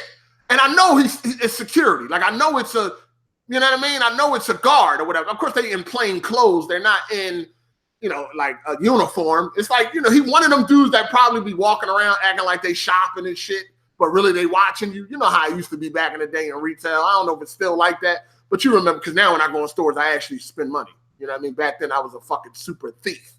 But anyway, I look back up the escalator and he haul ass and he like, I'm like, oh shit. So I go into the store and my dumb ass, I drop the fucking flathead screwdriver right there in the middle of the floor. Instead of like throwing it somewhere, I dropped it right there. So when he came into the store, he grabbed me. And now when he leading me back to the Sears, he actually stepped on the fucking screwdriver. It was like, oh yeah, here, go right here. Picked it up. Dummy. Motherfucking dummy. So now they take me to the office. Of course, they processing me, and I go back to the same precinct I was just at the night before because I got caught stealing the power cord for the Saturn. We talking about 24 hours later, my nigga. The female cop was like, you back again? You was just here. Oh, you're going to jail. This is what she said to me. This day, instead of calling my mom, I called my grandma. I gave her my grandma, R.I.P. my grandma. She passed away last year. She was 97 years old. Love my grandma, man. My grandma was the truth, though. She came and got me and shit. My grandma came and got me. And so I was cool. But anyway, when she came and got me, I went home. And I went back up to that same mall. But I didn't get caught stealing. I went to the game gallery and I had got like Virtual Fighter Remix or some shit like that. I ended up going to the Radio Shack across the street from the projects, getting the power cord that I needed and all the cords that I needed. So I had got locked up 2 times in back to back. It was fucking crazy. Another time, so anyway, I stole a plate. I remember I cut myself stealing a PlayStation out of Hollywood Video. Now, if y'all remember back in the Blockbuster Hollywood days, if you open up a movie, right? You open up the case to like a movie, it would have like this long black piece of tape that they used to have like on the movies, the VHS or whatever. And it used to be it's metal. It's metal in that piece of tape because this piece of metal under this piece of tape is supposed to set off the alarms. But you know, you peel it off and you know, you're good to go. Actually, they used to put that on the front of the fucking PlayStation games too. Sometimes you would peel that tape off and it would peel up the shit, whatever they put on top of the CDs to show the graphics and the name of the game and all. It would peel that shit off too, and that shit would fuck the disc up. It wouldn't work no more. Anyway, so I'm in Hollywood Video and I'm about to steal a PlayStation, you know, and it had 2 long black strips on the bottom of it. It looked like tape, but it has metal under it. And I used to bite my nails a lot. When I was younger, I used to bite my nails a lot. So I didn't have no nails. Like, you need nails, or it's best to have nails to try to peel this fucking tape up. You know what I mean? And one day, and it's real metal. It's like a very long, thin strip of metal, and it's sharp. And I was trying to peel the fucking tape back, and I hit that fucking metal, dog. That shit split my motherfucking finger. Like right under my nail, dog. I was bleeding profusively. All over the PlayStation. I'm talking about bleeding. All over that motherfucking PlayStation, dog. All on the floor. All of that shit. Like bleeding crazy. I still got that motherfucking PlayStation, though. It had 2 strips. I took the first one off, and the second one cut the bullshit out of me. Put that motherfucker in my jacket. I had to put my finger in my pocket, bleeding, just to get out that motherfucker. Of course, they ain't know nothing. You know what I mean? The employees ain't no shit. They, all right, see you later. Walked out that motherfucker, was good to go. Good to fucking go. Yo, listen, I was a fucking scumbag when I was younger, dog. Like, I was really fucked up. You know what I'm saying? I was really fucked up. I remember I stole this young boy PlayStation and shit. I was like, it was when it came to games, man. If I knew you had a game, I'm still in that shit, dog. If I ain't had one, because I ain't always had a PlayStation. Because every time I would get a PlayStation, I'd keep it for a while, then I would trade it in. Get a 64, keep it for a while, sell it. Get a Saturn, keep it for a while, sell it. That's why I ended up having 12 PlayStations. I had 12 PS1s. 12. One day, this lady, she used to do drugs and shit. She used to be tricking too. I go to her house, and the door was just open and shit. Like, the fuck? Fuck is going on? So me being newsy, I walk in. So when I walk in, I'm looking around the living room area. I don't see nobody. I hear like a TV on upstairs. That's about it, because I got distracted. What I seen on the table was a PlayStation game. It was actually turned over. All I seen was a black disc. Oh, that's PlayStation. I grabbed it. I looked. Madden 97. Oh, shit. It's a PlayStation in here? I'm looking around. Where the fuck is this PlayStation at? I'm looking all around. Where the fuck is this PlayStation at? The PlayStation on the floor in the corner. Who the fuck is mistreating this PlayStation like that? But you know what? Don't worry. It's about to come to a more happy home. I grabbed that shit up. I grabbed the PlayStation, and it was 2 games, Madden 97 and Tekken 2. Took that PlayStation home, hooked that bitch up. The shit didn't even work right. It was like kind of fucked up. You know what you had to do? If you remember these days, I had to turn the motherfucker upside down. That's the only way that would load disc. Had to turn the PlayStation upside down. Turn it upside down, it worked perfectly. Good for me. I remember the next day, though, because the mom was a crackhead, the son, it was like a big little thing like going on. They thought the mom sold the PlayStation. Actually, I stole it, but they thought the mom sold it because she was on drugs. And I remember the little boy out there crying, and she was like, I didn't sell your PlayStation. It was right there in the living room. And I'm sitting there like, damn. Oh, well, on my way to go get some games. I didn't give a fuck, dog. I did not care. I didn't care. Little boy had to be about, what, 8, 9 years old? Crying his eyes out because his mom, he think his mom sold his PlayStation. Meanwhile, I got it. But don't worry, I'm going to take care of it. It's crazy. Oh, so sad. So sad, so sad. Woo. Maybe that's why I went to jail. Maybe that's why there's been some hard fucking times for me. All right, karma is a motherfucker, right? A bitch or whatever. I don't know. Anyway, that wasn't the only kid PlayStation I stole too. There was another kid in the projects who PlayStation I stole. One day I'm walking down to the park, and I'm walking, and something caught my eye. Something caught my eye out the corner of my eye. I'm like, what the fuck was that? Hold, that looked like a game. That looked like a game. I backed up, looked through the window. They in there playing Slam and Jam 96. Remember Slam and Jam 96 for the PS1? It was a game that was like Run and Gun. Remember Run and Gun from the arcades? They had Run and Gun 1, Run and Gun 2. I know some of y'all niggas probably don't know what the fuck I'm talking about, but yeah, this gaming shit is real. I do this shit for real. This is we talking years, nigga. Yes. Anyway, I'm like, oh, he got a game. Okay, noted. Anyway, a couple of weeks later, I got that joint. You know what I mean? So basically what I did was I went to so I'm walking past one day. It's like summertime too. Their window was open. Front window is open. Okay. And I remember he got a PlayStation. I'm about to go get that. So I knocked on the door to see if anybody was home. I knocked on the door just acting like I was knocking on the door looking for somebody. Nobody answered. So I'm about to go through the window. I happen to look over. I see this girl named Ursula. Shout out to Ursula. I wonder where she at right now. Anyway, this girl named Ursula, crazy name, right? She's standing in the door. I'm like, God damn, bitch, the fuck is you looking at? You know what I mean? Like, go back in the house. You know what I'm saying? So she finally goes back in the house. I mean, she just came, looked out the door, looked over at me, went back in the house. But at the same time, you can think, damn, now she knows she see me. If they complain, they gonna know who did it. But I was fearless. I didn't give a fuck. She went back in, shut her door. I went right through that motherfucking front window. You know what I mean? I go through the front window. The TV that I seen the PlayStation on, it ain't there.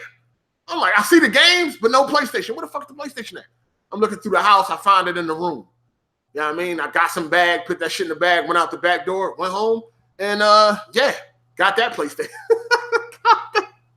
got that motherfucking PlayStation. And that was another little kid. I didn't give a fuck. I didn't care about nobody's feelings. I didn't care.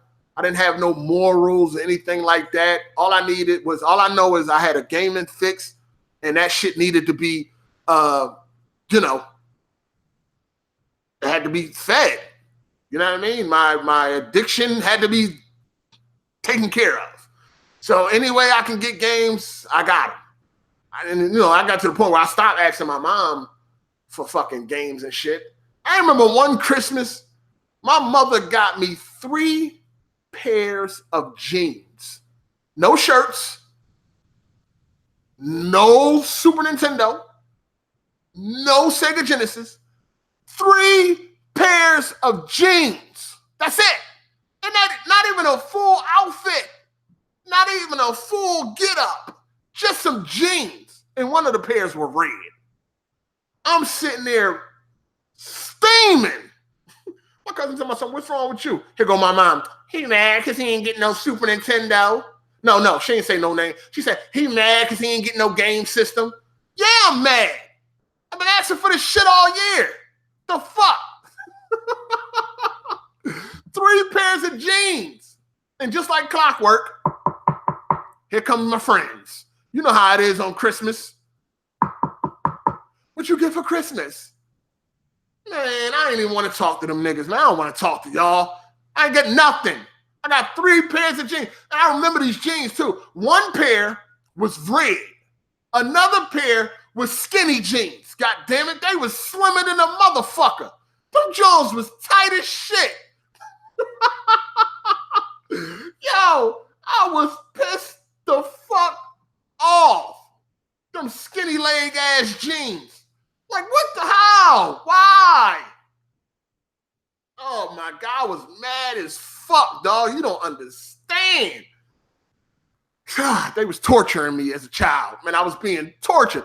I think this is why I am the way I am now. Like, I just want everything, and if I ain't got it, I ain't happy and shit like that. Like, I don't know. I'm telling you, some of the way I am now, it stems from my childhood and not getting a fucking thing. Fucking crazy. Just because my parents was fucking cheap. Cheap. God damn it. Anyway, Where was I? Talking about cutting my finger on the fucking game, right? So 64 comes out, right? Nintendo 64 comes out. Of course, I had both consoles. I mean, I had the 64 from Blockbuster. What I used to do with the 64 was, and I love the 64, but I didn't have it that long. But they used to give you a lot of money for 64 games. Because y'all remember 64 games, depending on the game, we're talking $90. Mario Kart 64, $90. You know what I mean? Super Mario 64, $90. Blast Corps, $85. Shit like that. Doom 64, $90. So I was cool with the dude at Game Gallery. He used to look out for me. I used to get the games and sell them to him, and he used to give me the credit price he would give me as cash, right? So if I took Mario Kart 64 and I can get $45 credit, I'm really supposed to get like $20 in cash. But he used to give me $45 in cash, even though that's what I was supposed to get for the credit. Because he knew that the games were brand new. I used to steal my game. I used to get most of my 64 games out of Sears. So what happened was I would go in Sears. Sears used to keep their games in a case too. But it was ill. Anyway, you go in Sears. I'm gonna need y'all to come. Because I gotta set this up for y'all. I need y'all to picture this. You go in Sears. You go to the electronics section. So they had a counter that had the register on it, and it had games in the counter. And then they had another counter, but it was spaced apart from the counter with the register, and it was pushed back a little bit. And there was an opening for employees to get in and behind the counter, you know what I mean, in and out of the counter. So the counter that was pushed back a little bit, and then you got the counter that was pushed up a little bit with the register, and that's where the employees would be. Now, the counter that was pushed back a little bit, it had the 64 games in it, and then they had games up on the wall. But the counter had two kiosks on it. It had like a Super Nintendo kiosk and a Game Boy kiosk or some shit like that. And they were spread apart. And I used to be able to like lean up on the counter in between both kiosks. So now the employees that's at the cash register, they can see me standing there, but that's it. They can see like half of my body and like my legs if I'm leaning up on the counter because of the kiosks was in the way. And then the camera, there was a camera directly behind me, probably about 15 feet directly behind me. So even if they was watching me on the camera, they still couldn't really see if I was doing anything, right? So what I used to do is I used to lean up on the counter, and I would have my arms on the counter, and I would have my hands draped over the back of the counter. Sort of like a T-Rex, right? Picture this. This is how my hands look on the counter. I got my hands leaning on the counter, and I got my hand over on the backside like a T-Rex. And I used to slide open the counter because it had a door. I mean, you know, it had a drawer because it had games in it. You could look down into the glass and look at the games. I used to lean up on the counter, and I'm acting like I'm looking at the games on the back wall. But meanwhile, I'm sliding the counter open.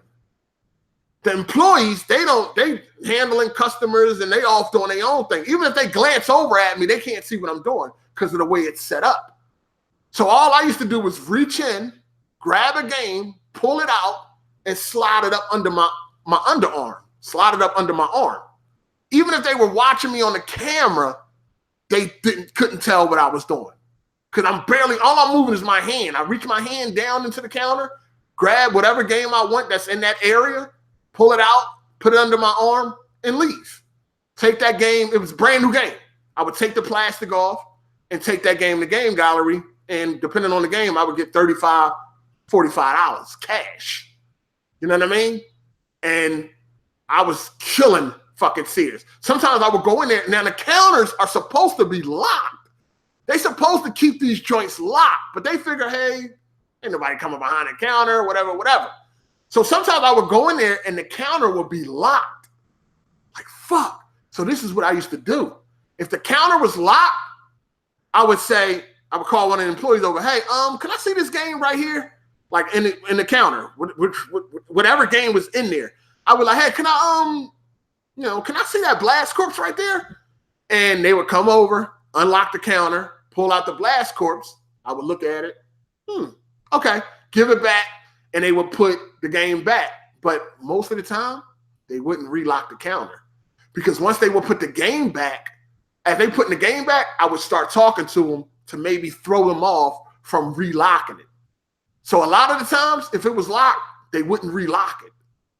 So they would go on. So I'm guessing it probably was locked once the store closed down. They lock everything up. So I'm guessing that's what it was. But once they would put the game back, I start talking to them to try to distract them from locking it back. And 9 out of 10, they wouldn't do it. Lock it in the conversation. They going about their business. I lean up on the counter, slide, grab game. I'm out. Bam. Go to game gallery, sell that motherfucker, $45, depending on what game it was. You know what I'm saying? Depending on what game it was. Now, one time, I almost got caught. I don't know how this fucking happened, but I almost got caught. Remember how I told y'all with the screwdriver? I used to go down the steps, then I go down them escalators into the Farmore. That's the same route I used to take when I took the games. One time, I don't know how this happened. I don't know how they almost caught me. I don't know how they seen me. I don't know what the fuck going on. Maybe I got sloppy. I do my same routine. I done did this shit a dozen times, right? I take the game, put it under my arm, and the game was Mario Kart 64. The projects was throwing a trip to Donny Park the next day, and I needed money.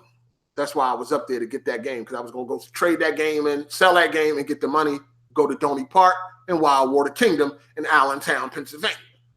So amusement park. Smaller than Great Adventures, or Six Flags, but yeah. Anyway, don't know how they seen me. So I take Mario Kart 64 and I take my normal route, go down the steps, go into the escalator, go through the doors, hit the escalator, go down in the Farmore, and I would leave out of their exit. So once I leave out of their exit, I'm chilling up on the wall. They had like these big pillars. You know what I mean? These big ass pillars, like 4 big pillars right in front of the store. And I'm leaning up on the pillar and I'm opening up the Mario Kart 64 because I'm about to go sell it. So you got to open it. You can't sell nothing that's already sealed or whatever. You got to open it. So I'm sitting there and I'm taking the plastic off. Mind you, I did this a million times. You feel me? I'm taking the plastic off. And as I'm leaning up against the wall, I hear a walkie-talkie like, shh, which way did he go? I don't see him. Shh, I don't see him. Which way did he go? I'm like, what the fuck? Who that? So I peek around the pillar. I look, and they had these steps that went up to like, it was a Funko Land at the top of them steps or whatever in the mall. So I lean around the pillar, and I peek, and I see a fucking dude coming down the steps. And he on the walkie-talkie. Shh, I don't see him. Which way did he go? I don't see him. Where he at? Anybody got eyes on him? I'm like, oh shit. I haul ass across the parking lot. Phew. I used to be really fast when I was younger too. I was kind of like a track star and shit. My mom got my gold medals and shit when I used to run track, and my gold and my first place ribbons and all that shit. I was real fast until I fucked my leg up. Anyway, that's another story. So I'm haul assing across the parking lot. It's a big ass parking lot. I'm going. I'm about to hit what's that? Cotman Avenue. I'm about to hit Cotman Avenue, which is a really busy fucking intersection, right? Really busy street, highway or whatever. Street or whatever. You know what I'm saying? Or avenue, because it's Cotman Avenue. I'm haul assing. Ooh, I'm going. I don't even, the dude coming down the steps, I don't know if he's chasing me or not. All I know, I'm going. I look to my right, and it's a white dude. This nigga matching me. He haul assing with me. I look up like, holy shit. I mean, I'm going. I'm getting it, dog. I'm like Usain Bolt out that motherfucker. I'm going. I look to my right. It's a white dude who running just as fast as I am. But he's like, I'm running like diagonal, and he's like making a beeline towards me and shit. You know what I mean? This motherfucker haul assing. I'm like, oh shit. The only thing that got me away from this nigga is because I ran across Cotman Avenue without even fucking stopping or slowing down. Like, I could have very well got hit by a car. I didn't slow down, stop, or nothing. I'm haul ass. He whipped me though. I'm like, oh shit. I run across that motherfucking avenue. I guess he gave up because I hit the neighborhood. I hit a couple of driveways and I was gone. Look behind me. Nobody. I ain't see nobody. I was fucking gone. But that white dude was haul ass. I'm like, oh shit. I hit that motherfucking avenue. I ain't even slow the fuck down. Cars be going, I'm going. I'm fucking out. I'm like, oh shit. Yo, that's crazy. I got away though. Got away. I ain't go to, needless to say, I ain't go to that Sears for a couple of weeks. You know what I mean? Couple of weeks, let shit die down. I ain't go to that Sears. That was the only time I almost got caught at Sears for getting games. I used to get Nintendo 64 games out of Blockbuster too. Funny thing is, Blockbuster started writing BBV on the fucking cartridge. I remember me and my homie trying to figure out what type of name we could come up with that would match the initials so we could act like it's our name. Because they were putting BBV on the fucking cartridge, meaning when you Blockbuster Video, right? So we thinking once we take these games to Game Gallery, they're going to be like, oh, no, this shit's stolen. Because even Blockbuster was calling the Game Gallery telling them that, you know, you see BBV is stolen. But Game Gallery, they didn't care. They was like, fuck it, we getting these games dirt cheap, we don't care. Anyway, I remember, but before we found that out, I remember we sitting there trying to figure out a name. We was like, Brandon Benson Victor. That's my name. Like, what the fuck? We were sitting there for a minute trying to figure out what type of name could we come up with that would match these fucking initials. Then we like, well, what if they asked for some ID or something? That shit was crazy. Like, it was funny as hell, man. It was funny as hell. Hold on. Shout outs to Stank Mall. He said, happy born day. Shout outs to AGS.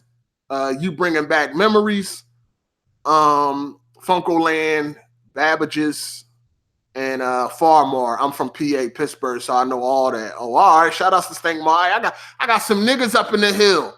You know what I mean? I got some niggas from the hill, McKeesport, and shit like that. Yeah, I fuck with some Pittsburgh niggas, man. You know what I mean? But shout outs to Ravish, man. Appreciate you. Appreciate your playing. So listen. So, damn, where was I at? All right, so I almost got caught. Okay, bang. The most amount of games I stole from Blockbuster at one time was 12 games. I didn't even have a PlayStation at this time because I took all the games, traded them in, and got a PlayStation. Anyway, I go into the Blockbuster one day. It was during school hours, too. It was a Blockbuster that was up Cotman and Bustleton and shit. It's not there no more. They had changed it to a movie stop. That's not there no more, and I don't know what the fuck it is now. You know what I'm saying? So I go into the Blockbuster. It's a white dude and a white girl.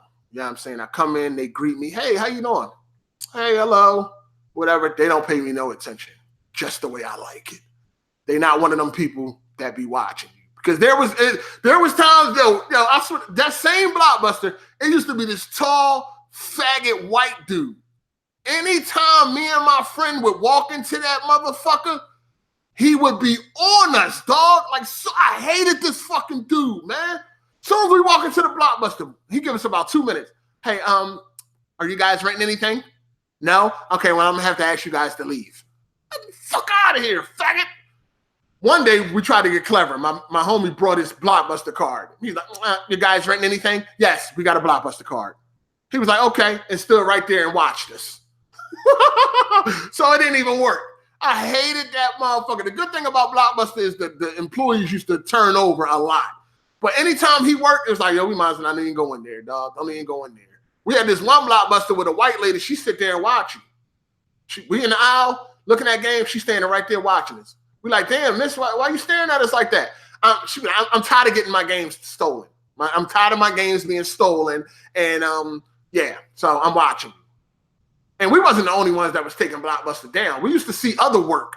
Because what we used to do is we would pop the game open, take it out the case, put it back, and then we would put the broke case behind a game that we know nobody ain't gonna never rent.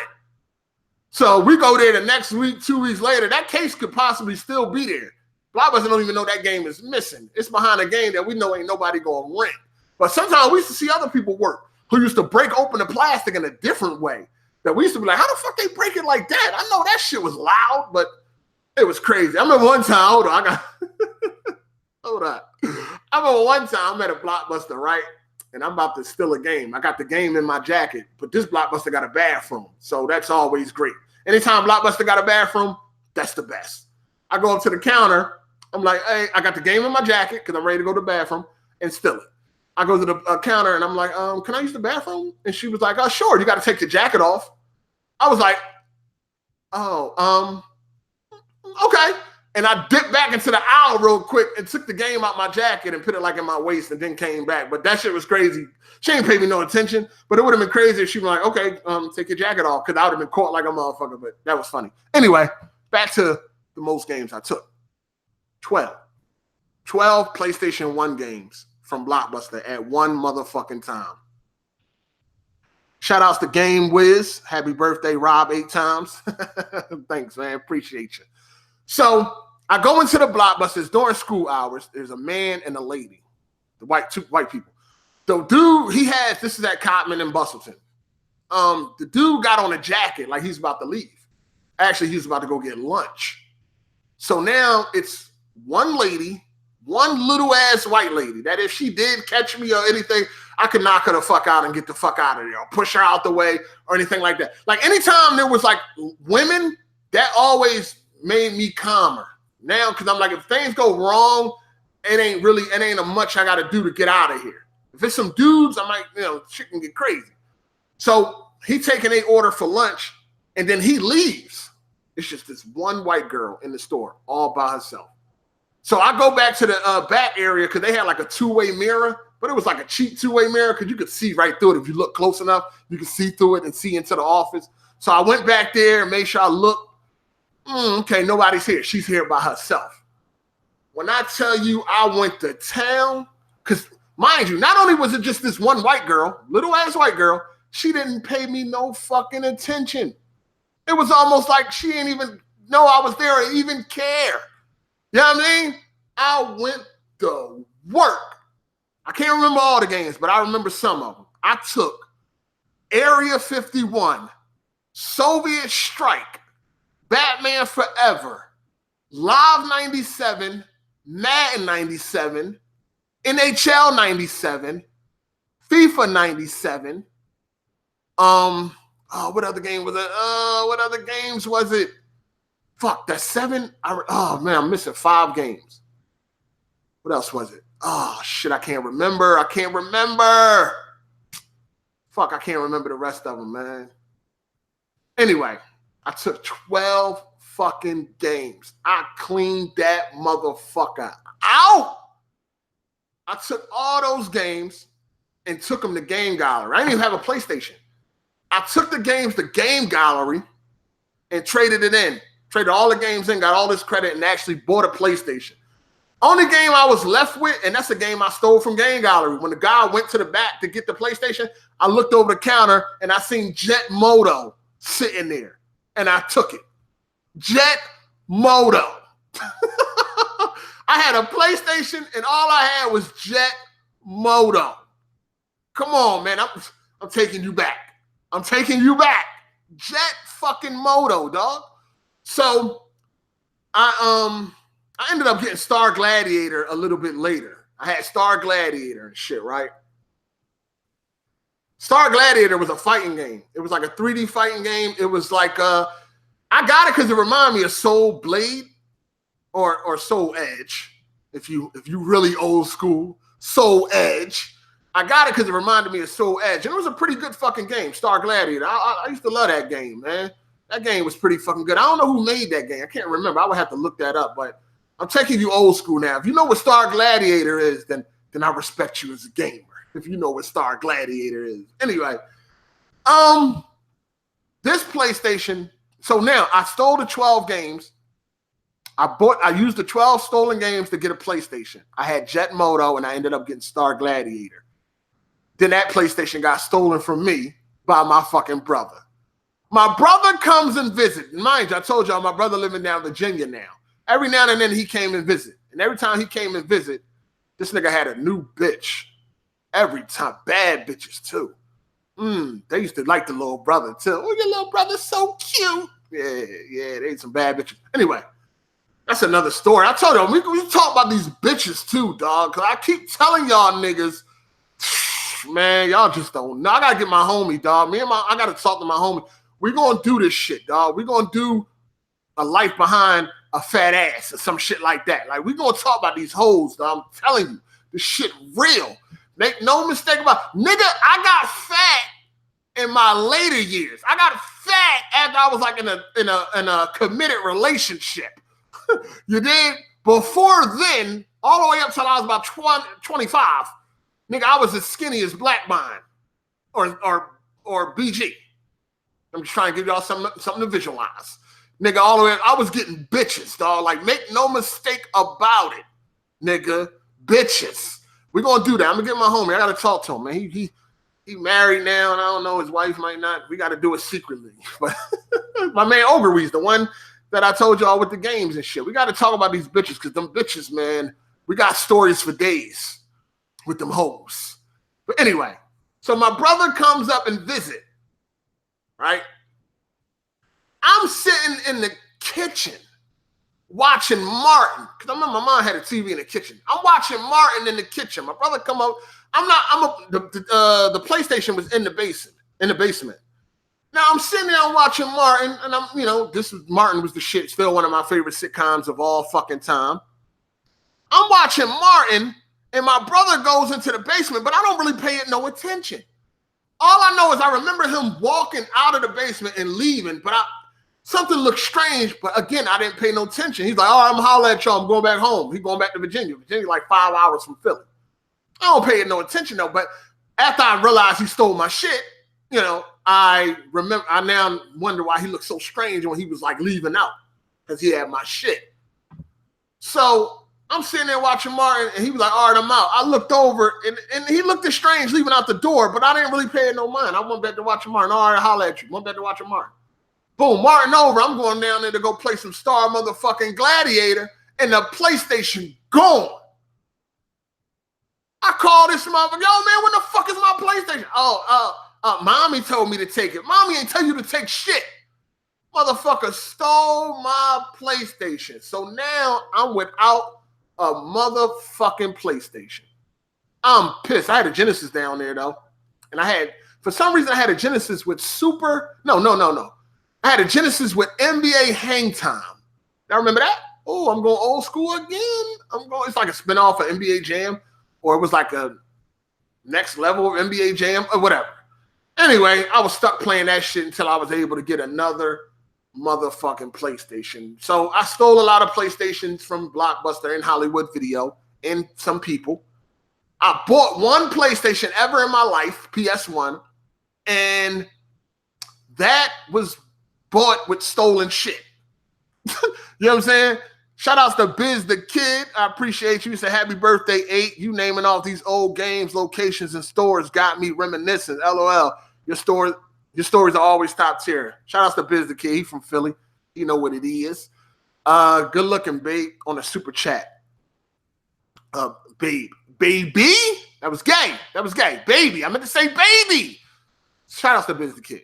Had a gay moment for a minute. Don't hold it against me. Anyway, so I was doing a lot when I was younger, man. I remember we was in the arcade and shit, right? We was in the arcade and we had a broke Marvel superhero game. Remember in the arcades where they would have like the controls and then it'd be like this long pipe, this long metal thing that had the wires and it went to like a big screen TV. We had one of those in the arcade and shit. It was Champions Arcade up Cotman and Bustleton. It used to call Champions Arcade. It's now shut down. But anyway, the controls with the joysticks and shit, you could pull that back. Like somebody broke it. You could pull it back, reach down in there and hit the thing to add quarters or add credits.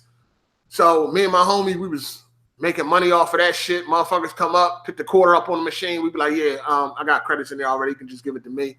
They give you the money. We was making money like a motherfucker, dog. That shit was popping. Marvel superheroes was the machine they had hooked up to that joint. But yeah, that shit was lit. Lit. Anyway, so yeah, my brother stole my PlayStation. I was hot.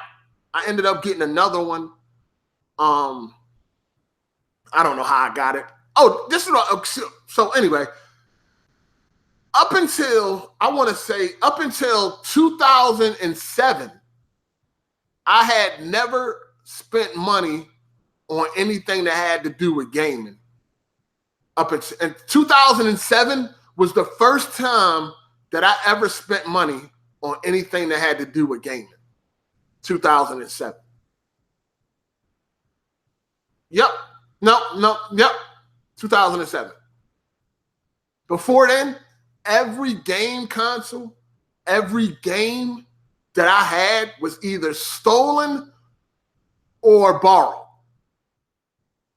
Stolen or borrowed. Because I had a homie, like I said, he used to get a lot of games, Sega CD, Super Scope 6. And he used to let me hold his consoles and shit like that back in the early days. Because he ain't really play games like that. He just had them. You know what I mean? But up until 2007, I had never spent a fucking dollar on anything to do with gaming. Meanwhile, I had a 32X. I had a Super Nintendo. I had a Sega Genesis. I had a Atari Jaguar. I had 12 PlayStations, 2 Saturns, and 2 64s, and hundreds of fucking games. I was taking Blockbuster down. Me and my homie, we was going crazy in Blockbuster, dog. We was going crazy in Blockbuster. Blockbuster and Sears, man. I used to just steal all my games, sell them, trade them, do all that types of shit. Flip, flop, back and forth. Mind you, I never had none of those consoles at the same time, right? I never had a Sega, Saturn, a 64, or PlayStation at the same time. At no point in time. It was always one at a time. I get the PlayStation, fuck with it for a while, get rid of that, get a Saturn, vice versa. And I mean, same thing. And then same shit with the 64. Never at the same. I never had none of those consoles at the same time. None of them. And 2007 was the first time I actually spent money on anything that had to do with gaming. Before then, it was either borrowed or fucking stolen. Crazy. And that goes from magazines, the games, the consoles. Nigga was stealing whole consoles. Facts. But, I was a young boy, man. You know what I'm saying? I was a young boy. I ain't really give a fuck about shit. I'm doing a whole bunch of shit. Now, what's funny? It's like back then, never paid for shit. Now, just wasting all types of fucking money, right? I guess all the money I'm wasting on gaming now with the flip-flopping and the back and forth bullshit, I guess all of that money that's being wasted is going back to all that shit I stole. I guess it's going back to all that shit I stole. I guess I'm paying for it in the fucking long run. You feel me? I guess I'm paying for that shit in the long run. But it wasn't until 2007 where I paid for a fucking anything gaming. And the crazy thing is, when we talk about the Dreamcast, I had plans on stealing that. You know what I'm saying? I had plans on stealing that. But actually, I probably wouldn't have to. Because I was selling weed at that time, right before the Dreamcast came out. Well, yeah, right before the same year the Dreamcast came out, I had got out of juvenile. See, I was up Glen Mills until April 14th, 1999. That's the day I got out of Glen Mills. And then I started going to Frankfurt High School, and I was selling weed in school, and I was getting all the bitches. Yeah, Frankfurt High School, dog. That shit was lit. Nigga had them hoes, dog. I burned my bridges in that school, though. By the time I started that school like April 19th or some shit like that. I'll be remembering some of these dates, too. I started that school, it was like April 19th. By the time June came, I couldn't get a bitch because I had a bad reputation. I was just getting out. I just got out of juvenile. I just did 15 months in juvenile. I didn't know how to act. I was hollering at all these bitches. I was selling weed in school, had a beeper, all that shit. I was doing my thug thizzle. Crazy. Anyway, Dreamcast was set to come out 9/9, 99. I did get to play a little bit of Dreamcast because they had like kiosks set up at Funkoland, and then I was playing a couple games at a Game Gallery. Like, of course, I got to play Ready to Rumble, and I think House of the Dead. That was my shit in the arcade. And I think I got to play Final Fantasy. No, not Final Fantasy. King of Fighters. Did a King of Fighters launch with the Dreamcast? If a King of Fighters launched with the Dreamcast, I got to play that King of Fighters. It probably was like King of Fighters 99, 2000, some shit like that. But I had plans on getting a Dreamcast, was looking forward to a Dreamcast. I mean, shit, the graphics was crazy. You know, next generation, y'all know how it go. I ended up, of course, getting locked up 3 days before the Dreamcast launched. Dreamcast launched 9/9/99. I got locked up 9/6/99. I got locked up that Monday. The Dreamcast dropped that Thursday. God damn it. I remember being upstate, right? I go upstate, I get sentenced. I got 5 to 10 years. I'm at Camp Hill. I'm ready to, because you go to Camp Hill first before you get classified. You go to Camp Hill to get classified, and then they send you to whatever jail you're going to go to do your time. At first, I ended up going to Greensburg, which was right outside of Pittsburgh. You know what I'm saying? I ended up going to Greensburg first, and then I got transferred to Crescent, PA, and Crescent Jail, which is now shut down. But I remember I used to go to the library, and I was looking at the Time magazine, and they had a piece in the Time magazine on the next generation of gaming. And I remember they were talking about how you can now see the pig skin on a football, and they were talking about the PlayStation 2 and all of that shit. And I remember being blown away, like, yo, this shit is crazy. You can actually see the pig skin on a football? Like, that is amazing. I remember seeing tattoos on players for the first time. I remember seeing, and this is all while I was upstate, I remember seeing, you know, players in basketball games having braids, like having an actual hairstyle and shit. I remember when the whole thing with the characters sweating was a big deal. And I told y'all when I was upstate, I used to get all the Game Informers. So I remember like reading all this shit like, yo, this is crazy. Like, the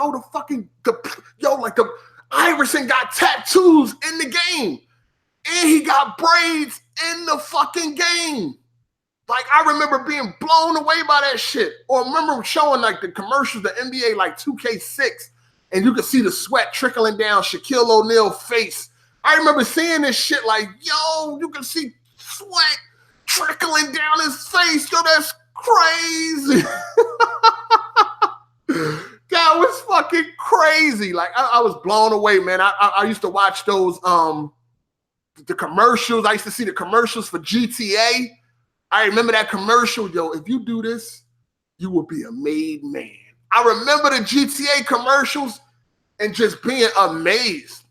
Because you got to understand, when I got locked up, it was PS1, it was Saturn, and 64. So while I'm locked up, I'm seeing the development of the next gen, the PlayStation 2, the Xbox, shit like that. I was even locked up when they started, when the 360 came out and the PS3, when they started to talk about the PS3. I actually came home a month before the PS3 launched. But I can remember watching Gamehead, reading these fucking Game Informer magazines front to fucking back. Like, I couldn't wait to get home and play these games. That's the first thing I did when I got home, man. My sister-in-law, she met me at the bus station. You know what I mean?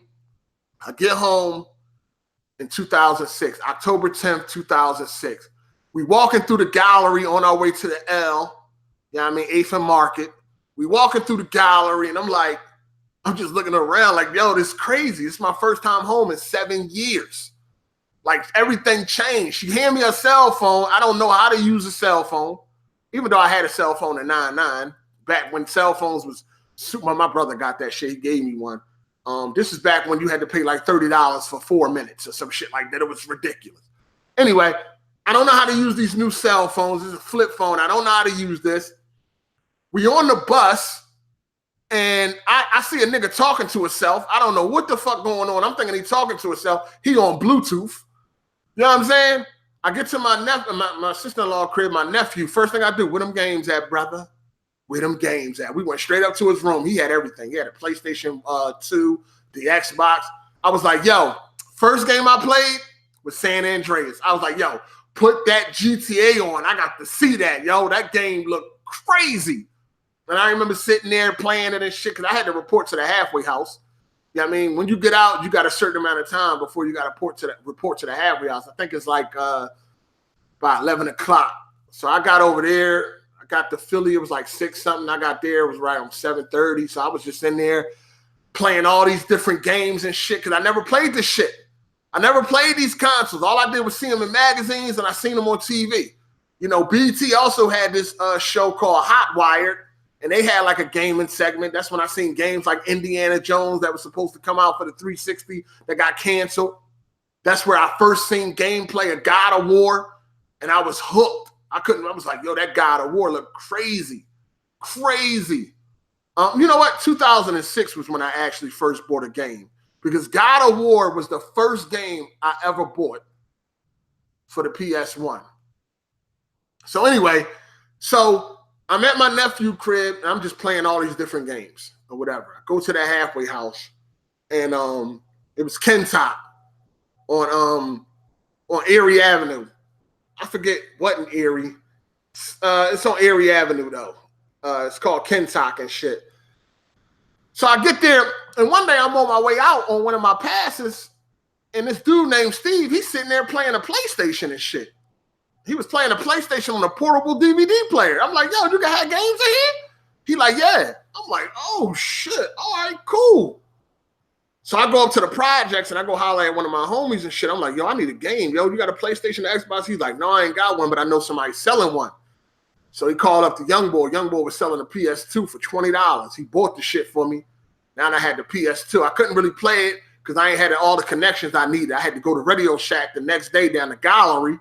I went to Radio Shack, got the pieces I need. I paid for them. I paid for them. And I went to Game Gallery and I bought God of War. I bought God of War for $17.99. It was used for the PS2. I got God of War. And shit, I used to play games in the halfway house. I ain't really care about going back to the halfway house. Like when I had to go in, it was all good. Because I sitting there, I play games all day. I play my PlayStation 2 and all that shit, chill, talk on the phone, sneak and talk on the phone. And go out for my little pass, and I play my games. I told y'all before, I beat Resident Evil 4 on a 7-inch portable screen. I beat God of War. I beat Matrix Enter the Neo or Path to Neo. I beat the other Matrix game they had with Jada Pinkett. I was playing like Vice City, GTA 3, and fucking San Andreas. I was playing all them games on that 7-inch screen. Like it was life. Everything was good with the PlayStation 2 until I went to my homie crib that had a fucking 360. Now he telling me about the 360 before I go. Like well before I went. Weeks before I actually got to his crib, he was telling me, yo, you got to see the 360. The graphics is great. Now I already knew. I seen the 360 on TV. You know, I seen it while I watched a couple game shows when I was upstate. I saw games like Full Auto. I saw Gears of War, Dead Rising, and shit like that. So I already knew what it was. But once I seen that shit in the flesh, my God. Mind you, I'm at the halfway house. I got 2K7 on the PlayStation 2. I go to his house. He got 2K7 on the 360. That jump was monumental. My God, that leap in graphics, dog, I couldn't fucking believe it. My jaw was on the floor. When I first seen the fucking 360 in person, I was blown away. Like, I could not believe the graphical leap that I was seeing, dog. It was insane. And he had games like 2K7. He had Full Auto. He had the outfit. And he had Madden 07. I just couldn't believe what I was seeing. I was like, wow. That's crazy. I went back to the halfway house that night. I didn't want to play that fucking PlayStation 2 no more. I don't want this shit. I don't want this bullshit. What the fuck is this? Get this shit out of here. I didn't want it, man. I was, fortunately, I was fucking with a chick that had like 4 kids and it was income tax. Yeah. She told me I can get whatever. She said I can get a PS3, I can get a 360, and she got like $5,000-$6,000 back. She was like, I can get a PS3, I can get a 360. She on my Facebook right now, too. Right now. Most of the bitches I used to fuck with is on my Facebook. I got like 10 bitches that I used to fuck with that's on my Facebook. From back in the day, or when I first came home and all that shit. But anyway, so she was like, I can get whatever. Of course, I didn't want no PS3. That joint was trash. That shit was garbage. And it was like $600. I ain't want that shit. And it was crazy because I remember before the PS3 came out, it was a guard upstate that I used to talk to. We used to talk about games.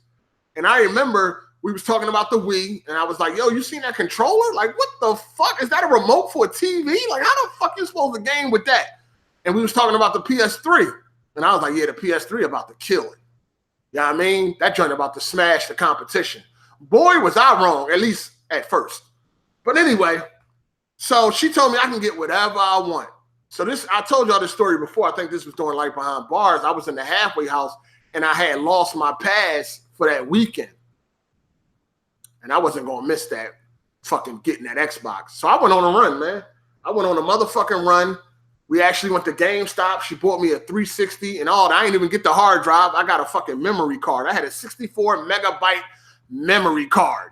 I didn't even get the hard drive. I don't know. You know what? I call myself being nice. I call myself not trying to spend so much money. So I tried to like be nice and get the used console. And y'all know how GameStop was doing. They wasn't giving you no hard drive with the used one. Oh, fucking scamming bastards. So I tried to be nice and get the used Xbox when I didn't have to. But I was trying to be nice. I ain't want to spend up all her money. But I should have got a brand new one. But I didn't. So I got the 360 and I got Dead Rising. I had Madden 07 I borrowed from my friend. Y'all remember back in the early days of the 360? Well, this was a year later. You couldn't really play certain games on a tube TV because they were made for HD. So you couldn't really play the games because you couldn't see nothing on the fucking screen. Like you couldn't see the waypoints. You couldn't read the fucking the subtitles or none of that shit. Y'all remember that shit? Like you did, like playing Dead Rising on a tube TV, you couldn't play it. You couldn't see what to do. You know what I mean? Anything that was up on the screen to tell you which way to go or anything, any type of font that popped up on the screen or text that told you what to do or what you had to do or what you should do, you couldn't fucking read because it didn't show up right on the tube TV. It was made for HD TV, which was fucking crazy at the time. Motherfucker did not have no HD TV. So nigga was shit out of luck. I didn't get to play that game properly until I got one. I ended up getting an HD TV. My first HD TV was June of 07. Yup. As a matter of fact, it was by a brand. I didn't even know the name of it. I know how to spell it. It was AKAI. That was the name of the first HD TV I had. It was some shit. It didn't work. I couldn't turn it off with the remote. You had to unplug it to turn it off. So I ended up taking it back and I got a Panasonic. That was my first legit HD TV. And you know what Panasonic it was? I'm about to tell you. I'm about to give you a visual of it. If you ever seen the movie Disturbia with Shia LaBeouf, and I love that movie too. It's a pretty good movie, where he's living next door to who he think is a serial killer. That TV that he had, that his mom cut the cord. Remember he got in trouble? His mom cut the cord to his TV. That's the exact TV I had from that movie Disturbia. That's the exact, it was a Magnavox. That was the exact TV.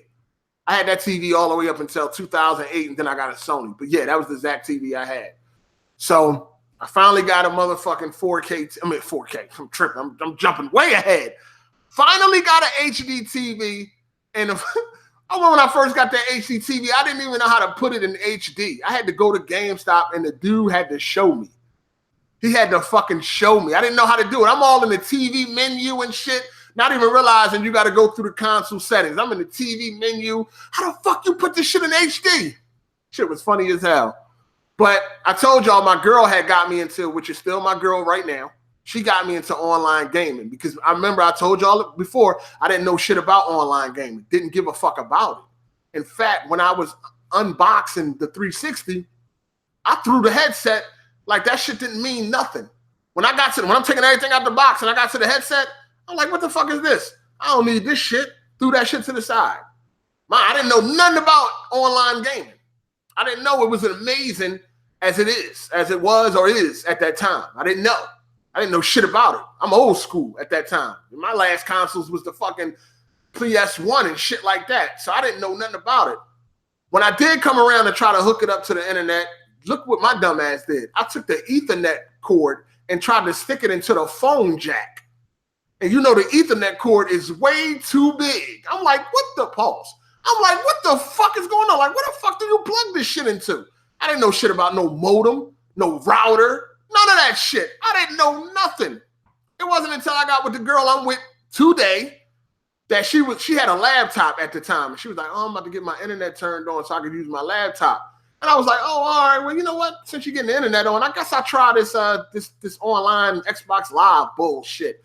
I guess I'll try that and see what that's hitting for. Yeah, I mean, I really don't know, but I guess I'll give it a shot. Man, oh man. When she got that internet and I got online for the first time, let me tell you, that was definitely one of the top 3 experiences of all time when it comes to gaming. When I got on Xbox, and this is why the Xbox 360 is in my top 5 consoles of all time. When I got on Xbox Live for the first time, I was blown away. I was amazed and I was so fucking Joe, dog. I was Joe as shit. I remember I got into the lobby on Rainbow Six Vegas. I got into the lobby for the first time and was hearing people talking. I was Joe as shit. I was like, hey guys, yo, this is amazing. Hey, where are you guys from? My name is Sean. Hey guys, yo, this is amazing. I'm really talking to people across the world. I'm calling my girl. Hey, I'm talking to other people online. This is amazing. Yo, where you guys from? Of course, they're like, man, shut the fuck up. Like, yo, are you all right, fella? Like, calm the fuck down. Like, relax. Play the fucking objective. That's all you need to do. Like, what the fuck? Calm down. I'm like, yo, this is my first time online. This is amazing. I was blown away, dog. Facts. I went to the fucking Xbox arcade. I'm like, yo, they got Turtles Arcade. They got Mortal Kombat 3. They got Super Hyper Street Fighter. I went to GameStop and got 4,000 Microsoft points. Immediately, I bought everything. Pac-Man, Bomberman, Uno, all of that shit. Everything. I was hyped as fuck. I didn't go to sleep for about 3 days. I did not go to sleep. I did not want to sleep. I wanted to game online. And I played Rainbow all day long. I mean, I had to leave and go get that money, but when I came back, Rainbow. All day long, all night, dog. I couldn't fucking sleep.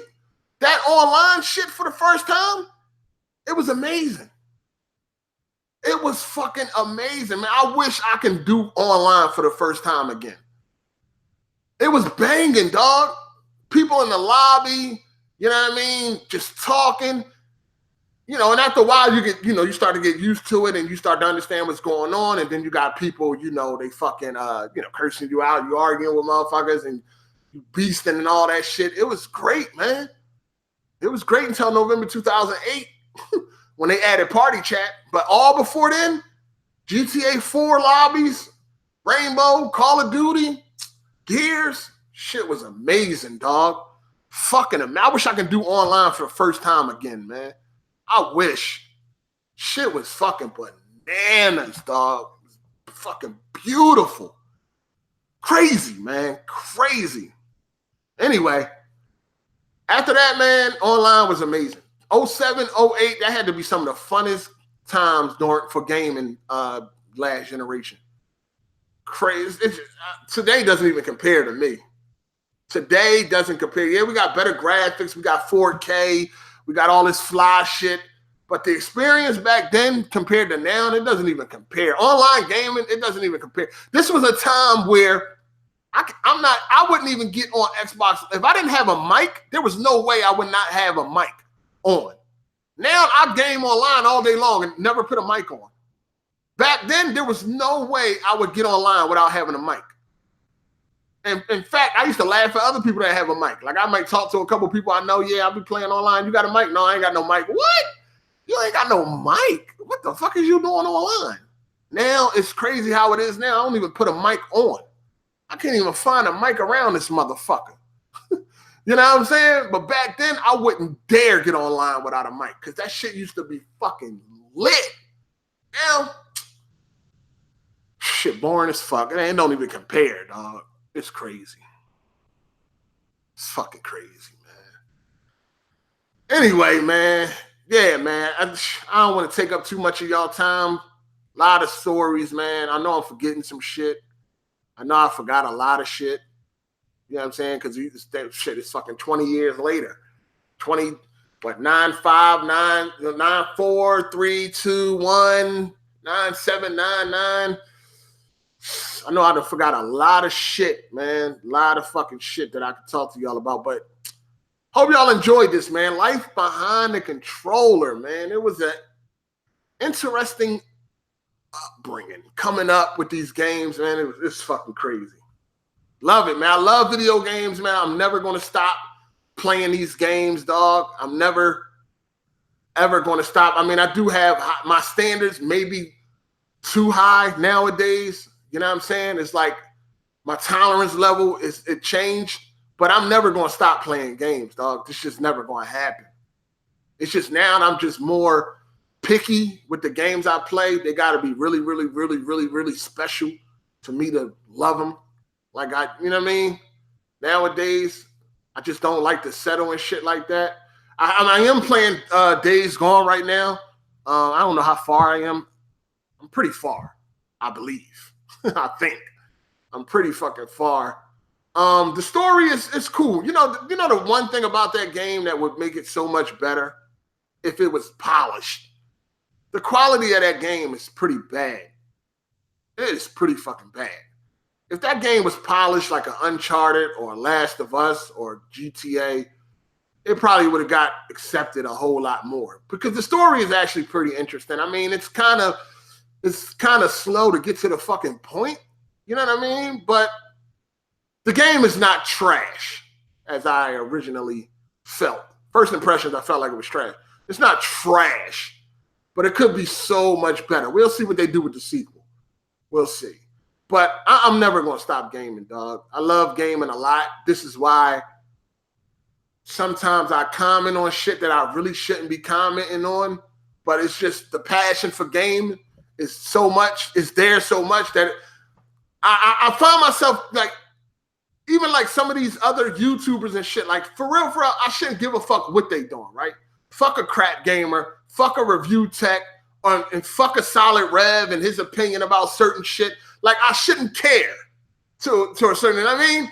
Like I shouldn't care about some of the shit that they say. And not that it bothers me or it makes me mad, but it's just the activities of some of these non-gamers, it really it does bother you at times, and I shouldn't fucking care, but it's just the gamer in me that sometimes I just gotta say something. You know what I mean? Like I said, when it came to Rev, it was like his opinion on Resident Evil 2. Like some of the shit he said, it was like, really? And like I said, people's opinion on games doesn't bother me, but at times I find myself like, what the fuck are you talking about? And feeling some type of way about that when I fucking shouldn't. Like for the most part, I ignore shit and all that shit, but it's just I'm so passionate about this gaming shit, dog. Like I've been doing this shit for so many years. This shit is it's rooted in me. It was born into me. You know what I'm saying? My brother was a hardcore gamer. My nephews are hardcore gamers. Like, this is me. This is who I am. So it's just like, sometimes that shit be getting to you sometimes. Sometimes I shouldn't care if motherfuckers play games or if they frauding or shit like. There's a lot of frauds around. There's a lot of people hiding their achievements, hiding their trophies and shit like that. Really shouldn't worry about that shit. But at the same time, motherfuckers just so passionate about this game and shit that just can't help it sometimes. You feel what I'm saying? Y'all get what I'm saying and shit? Feel me? So that's just what it is, man. It's like I do this shit for real. It's not a fucking game. It's games, but it ain't a game. It's games, but it's not a game. You feel what I'm saying? It's just, this is just life. That's why, you know, when it comes to E3, there's always going to be a small amount of hype because it's games, man. You know what I mean? Games are being shown off. It's games. Now, I really don't care about going to conventions and all that shit, but I ain't big on collecting shit. That's not really my thing. You know what I mean? But I'm still, I'm still passionate, just like all these people that got all these fucking games they be hoarding and they want to put it in the background. Like, if I kept every game I ever had, I would have a very impressive fucking library right now. Consoles, games, all that shit. I would have a very impressive library right now, but that's just not my thing. I'm not really into that. But don't get it fucked up. I do this shit for real, dog. You know what I'm saying? I don't have a bunch of fucking memorabilia and fucking collections and toys and all these fucking pictures and all that shit, because that's just not my thing. I don't really collect all that shit. But I do this shit for real, dog. And it's been a lot of years I've been doing this shit. You know what I mean? Maybe before some of y'all niggas was born that's watching right now. I really do this. This ain't a fucking game, man. This is why I don't watch people like Rev. Because he's not a real gamer to me. He started gaming like the 360. The fuck? Why do I want to hear an opinion from somebody that started gaming on the 360? I don't want to hear from somebody that started gaming on the 360. I don't give a fuck how cool he look or how cool you think he is or he sound in this fucking video. I don't give a fuck about that. Nigga, the history ain't there. I'm good. You know what I'm saying? That's nothing personal. It's nothing personal. That's just how I'm wired. You feel me? That's just how I'm fucking wired. I'm really not trying to listen to nobody that's talking that ain't really got no time in, man. For real. And they fucking trash. I'm not, it's just different. It's different. I come from a different era. You know what I mean? I've come from the era when I was in arcade, you couldn't be spamming, you couldn't be playing like a faggot and none of that shit like that. You got kicked off the machine. And then if you act like you want to fight, you got beat the fuck up. Like, yeah, it was like, it wasn't no spamming and all that. None of that. You better play straight up. You better play honorable or get kicked off this motherfucking machine. And if you want to get tough, then yeah, it can go there too. You know what I'm saying? It can go there too. Crazy. And you know what? I didn't even get to the violent aspect of gaming. Damn, I forgot all about I forgot all about the violent shit. You know what? I might say that for part 2 or another time. Maybe we'll do that on my next birthday. I don't know. Fuck, niggas got fucked up. Shit used to get crazy in them arcades, man, especially if you was playing like a little faggot. If you was one of them dudes, you remember you used to have dudes that didn't want to do fatalities because they didn't want you to know how to do it and all that, try to hide. Yeah, he had all types of faggot shit like that. It used to be crazy. It used to be crazy. Shout outs to Estimated 1982. He said, happy birthday, 8. I agree with you. I'm going to be gaming until I'm 6 feet under. That's a fact. You know what I mean? Thanks for all the birthday wishes. You know what I'm saying? I appreciate everybody. I appreciate all the super chat. Appreciate everybody for hanging out for this episode of Life Behind the Controller. Hope y'all enjoyed it. You know I forgot a lot of shit. Because I did. I didn't even talk about like none of the violent shit, but I wasn't focused on no gangster shit. You know what I'm saying? We talking about games. But maybe another time. I don't know. We'll see. We'll see how this goes. But shout outs to everybody, man. Thanks to all the birthday wishes and shit. I am not 40. I am 38. I don't feel 38. I don't think I look 38. You know what I'm saying? I probably will be 40 by the time Dark Cloud actually sends me something to review. But first he has to, he has to get promoted. but you know, we understand. He mop floors, so he can't send me a TV. I need an A9G. I need an A9G, because that TV is amazing. But anyway, I probably will be 40 by the time this nigga sends me anything from Sony. It's all good, though. It's all good. But yeah, man, I'm about to get up out of here. I think I hung with y'all long enough. It is Friday. Don't know what I'm doing tonight. So yeah, it's a special occasion. So I'm probably gonna get fucked and sucked really good.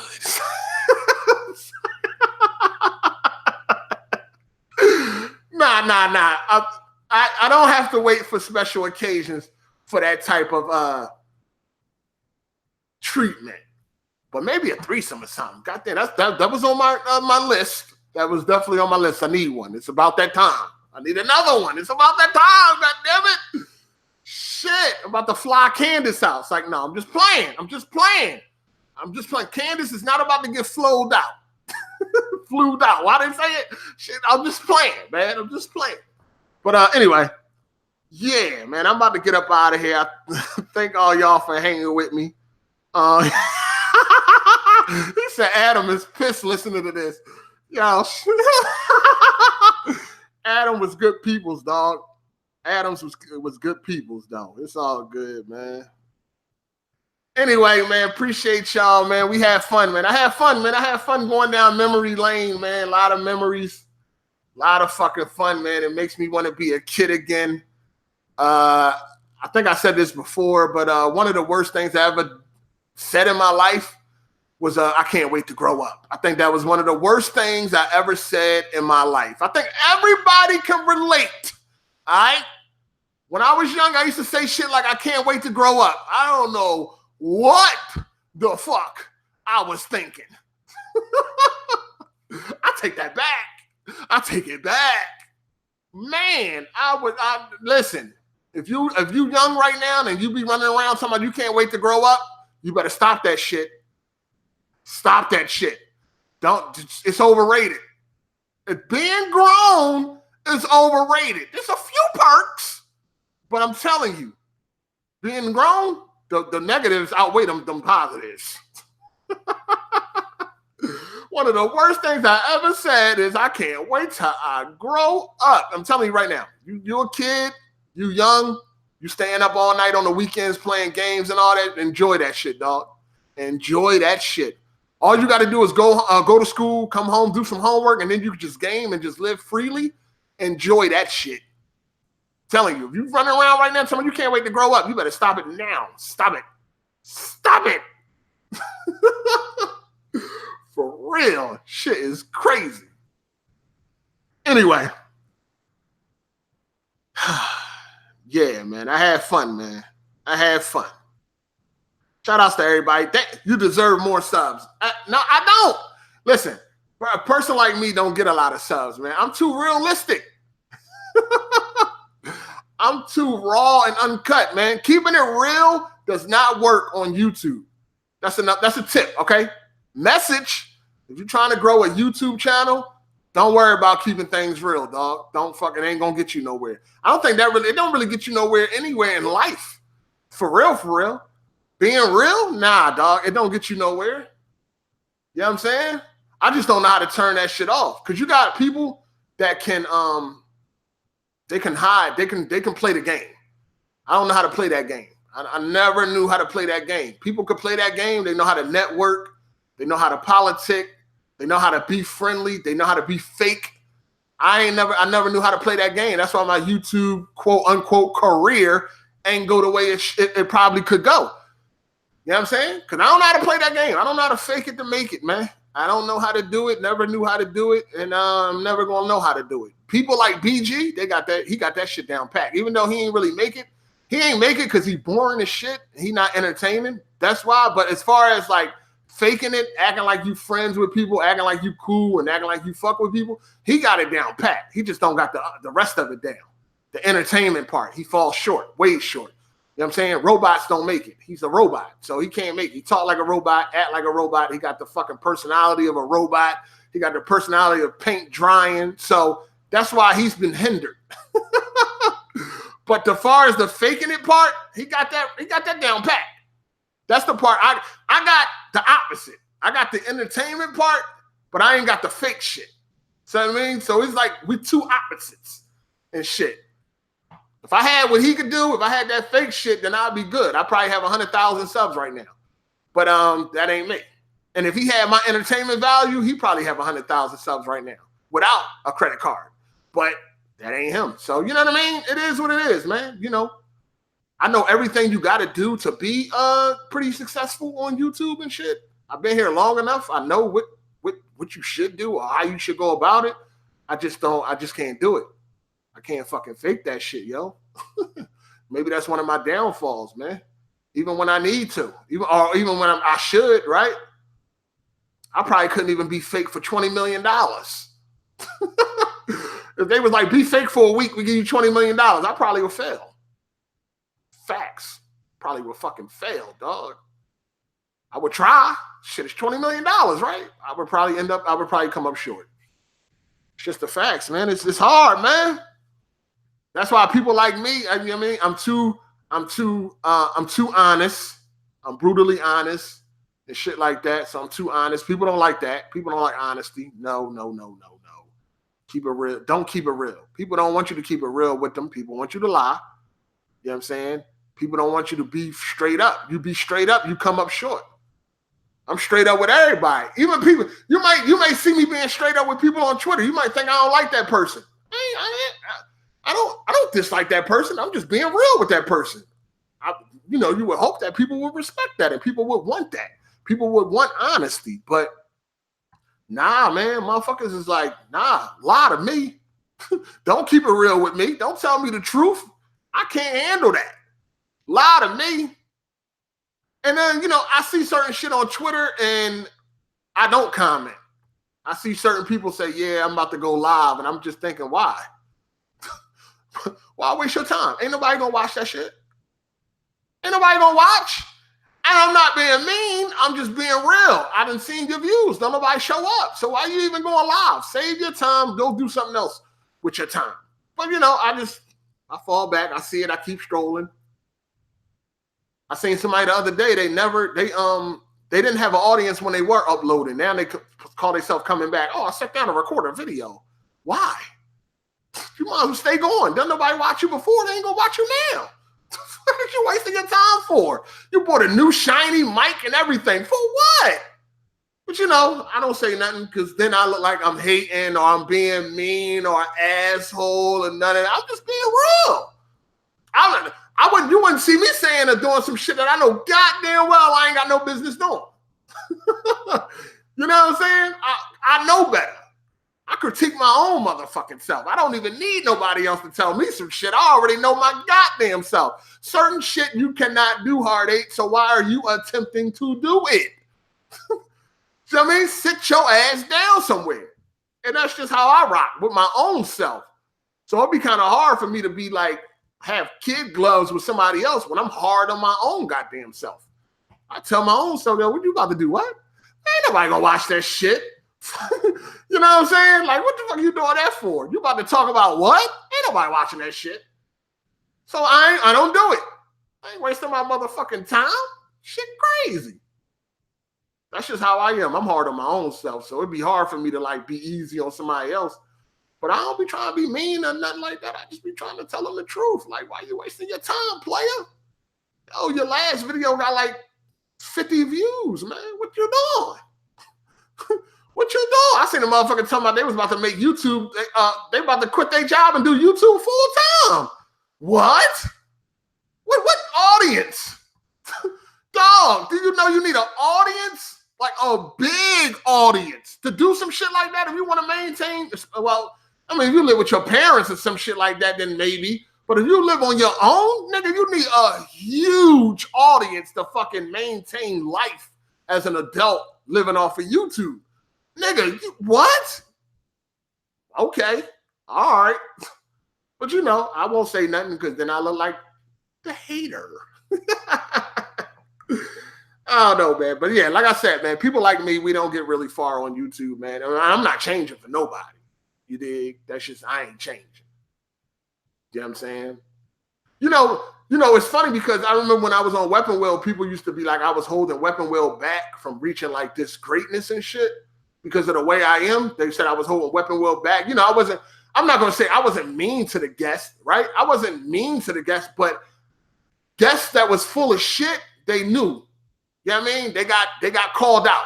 The guest that was full of shit. So people used to say shit like, oh, Hard 8 is holding Weapon Wheel back and all that. How's that turned out since I left? You see what I'm saying? Has Weapon Wheel reached some plateau that they didn't reach when I was there? No. If you look at the numbers, everything declined since I left. So how was I really holding it back? No. You needed somebody like me, genuine, that was on some real shit. You need that. You fucking need that. You had guests that would show up that didn't play games, but they got a lot to say about games. No, you getting called out. Fuck you. It was that one white dude. I forgot his name, man. It wasn't Dreamcast guy. It was another white dude and shit that didn't play no games. Remember I was calling him out. I was like, how many games you beat this year? And he was like, oh, I ain't beat none. It was like July. It's like, what? What the fuck? Why the fuck is you here? Why are you here talking about games when you don't even play none? You know what I'm saying? You frauding. So, I was, to the guests that was legit, they was cool. To the ones that was fucking fraud, and then they got called out on that shit. It is what it is. No fake shit. Now, I'm quite sure BG ain't like that shit, right? Like, oh, no, this nigga ain't gonna come back no more. All he care about is filling seats. He don't care about the integrity of the podcast. He just want to fill the seat. You know what I'm saying? Me, on the other hand, I'm like, nah, this nigga don't even play games. What the fuck is going on? So, niggas like me, we don't make it. You know what I mean? You got to tone that shit down. Don't be calling motherfuckers out. But see, with my podcast, it's cool. You don't got to be no fucking gamer and no shit like that. So, it's different. So when my people come on my podcast, I don't care how much gaming they do because that's not what my podcast is about. But that was a gaming podcast. So it was like, you got to be legit. You know what I'm saying? You come on here fraud and shit. No, you got to be legit. So. No, that's a tip. If you start a YouTube channel, be fake if you can. Play the game, nigga. Play the fucking game. If you want to have a chance, play the game. There's a lot of pillars that go into, there's a lot of aspects that go into being popular or becoming popular on YouTube. And that's one of them. You know what I mean? Networking, being fake, that is one of them. Of course, you need to be entertaining and all that and whatever. But there's a lot of aspects that you need to take care of before you can even have a chance of doing this YouTube shit. You know what I'm saying? So luckily for me, I had the entertainment value. You know what I mean? People think I'm entertaining, but if I wasn't, I wouldn't be. I'd probably have 100 subs. You know what I'm saying? Probably have 100 subs or some shit like that. So yeah, man. I said I was getting out of here about 20, 30 minutes ago. Y'all always get me. Y'all always fucking get me. This shit is crazy. Nah, it wasn't Rags or Dilla's Gamer. It was like an uppity dude, man. An uppity white dude that I think he got a big channel, but he don't play no games. I can't remember his name. It wasn't Dreamcast guy, though. It was the opposite of him. Somebody, he came around the same time Dreamcast had first came. You know what I'm saying? So, yeah. Anyway, shout outs to all the birthday wishes. Shout outs to all the super chat supporters that show love for the birthday. Also, shout outs to the Patreon supporters. I'm going to see y'all Sunday for AGS Podcast, 4 p.m. EST. I think we got a lot to talk about. Now that E3 is pretty much wrapped up, I guess we're going to recap everything. And but we still gonna have no, it's not gonna be a full E3 podcast. We still got some other shit to talk about outside of gaming. Quite sure we're gonna touch on E3 and shit like that, but no, it's not gonna be like a full gaming podcast. We did that last week. We did that last week. We ain't doing it this week. So yeah. But yeah, Sunday EST, 4 p.m. EST. Make sure y'all there. And yeah, man. Shout outs to everybody that came through, man. I appreciate y'all. Oh, Luca is coming through. Luca is coming through. I'm gonna holler at Luca, man. I'm trying to you know, she a pretty John, man. You know what I mean? She a pretty John. I might have to holler at Luca, take her on a date. It's like, no, I'm fucking.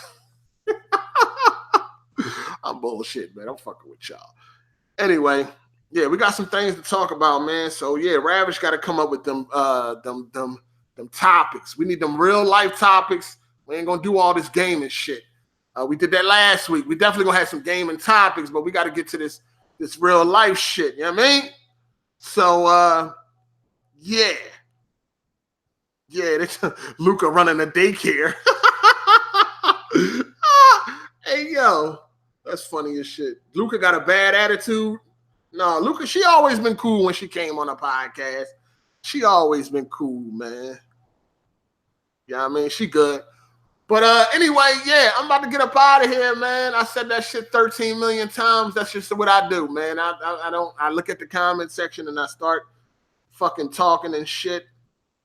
But I like Luca. Luca cool. Luca is feisty. Y'all be getting on Luca motherfucking nerves, man. That's the problem. Y'all would over talk Luca and all that shit. She got to get rowdy sometimes. You know what I'm saying? She good though. She cool. She cool. Hold on. She went off on Ravish. When she go off on Ravish? Oh, on Twitter? I don't think I seen him remember that. I don't know. Anyway, shout outs to y'all. Make sure you hit that like button for a fucking it's a real nigga's birthday. Make sure y'all at least hit the goddamn like button. At least do that. 1,000 likes for a nigga birthday would be greatly appreciated. You know what I'm saying? At least you could do that. You can't be that motherfucking lazy. It's a real nigga's birthday today. Hit that motherfucking like button. And I'm going to see y'all on Sunday. It's your boy R8. I'm gone. Deuces.